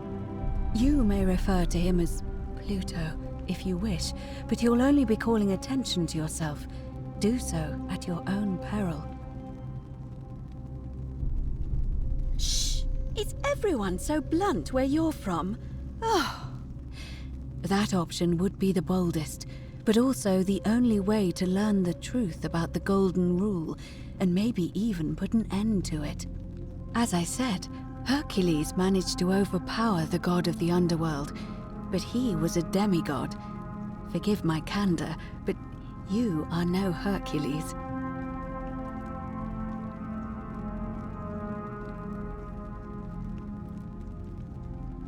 Are you telling me that you can? I won't pretend to understand exactly what that means, but if that's true, then perhaps you stand a chance. So, if you want to confront him, I'll help you as much as I can. Who knows? Perhaps your name will be uttered in the same sentence as Hercules one day.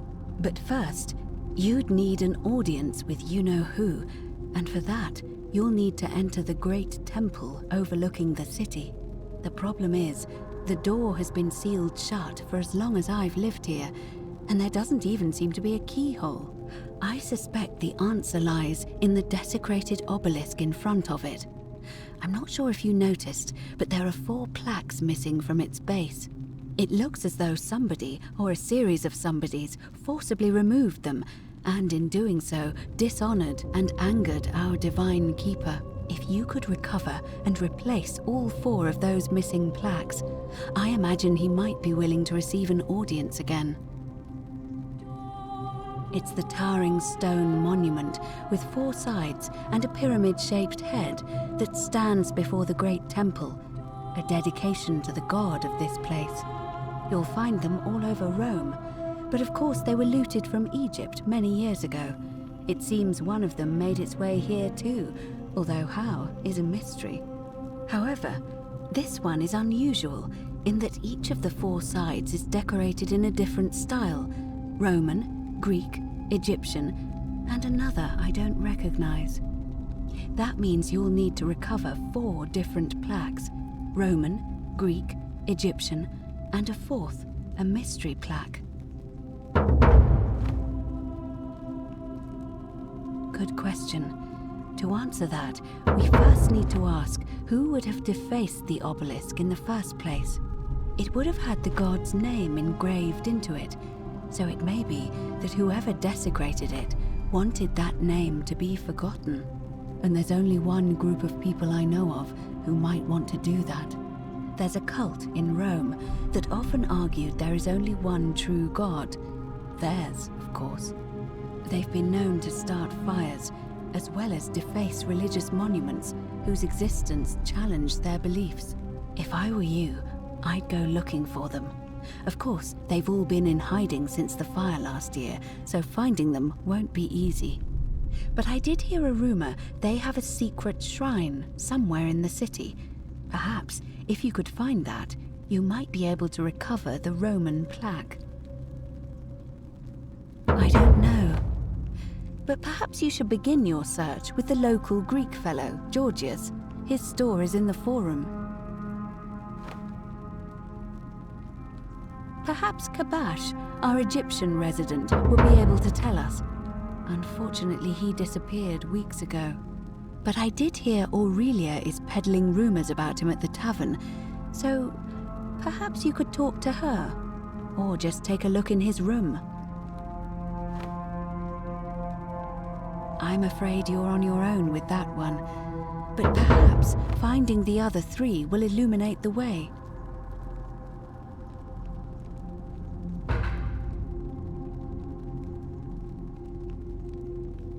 As I mentioned, both Orpheus and Sisyphus were said to have persuaded Proserpina to help them escape, and Aeneas was guided to the exit.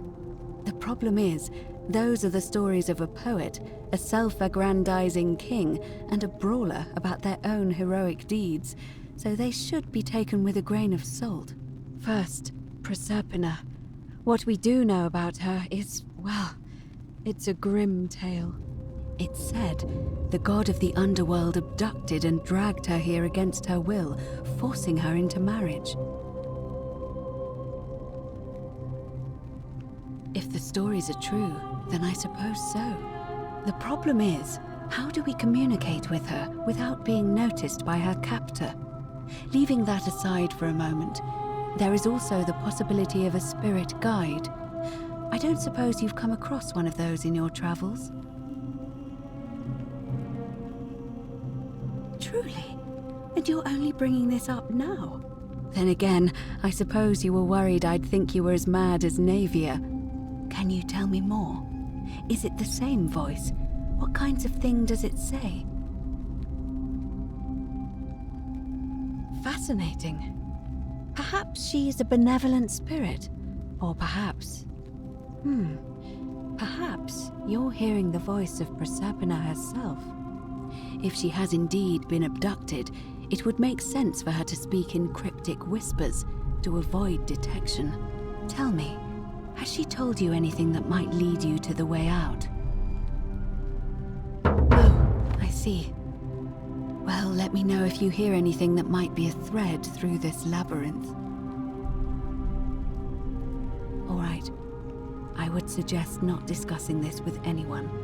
The best we can do for them is to let them remain oblivious for as long as possible. As for Livia, it seems she's been shouldering the weight of this terrible secret all this time. Perhaps it would comfort her to know she's not alone.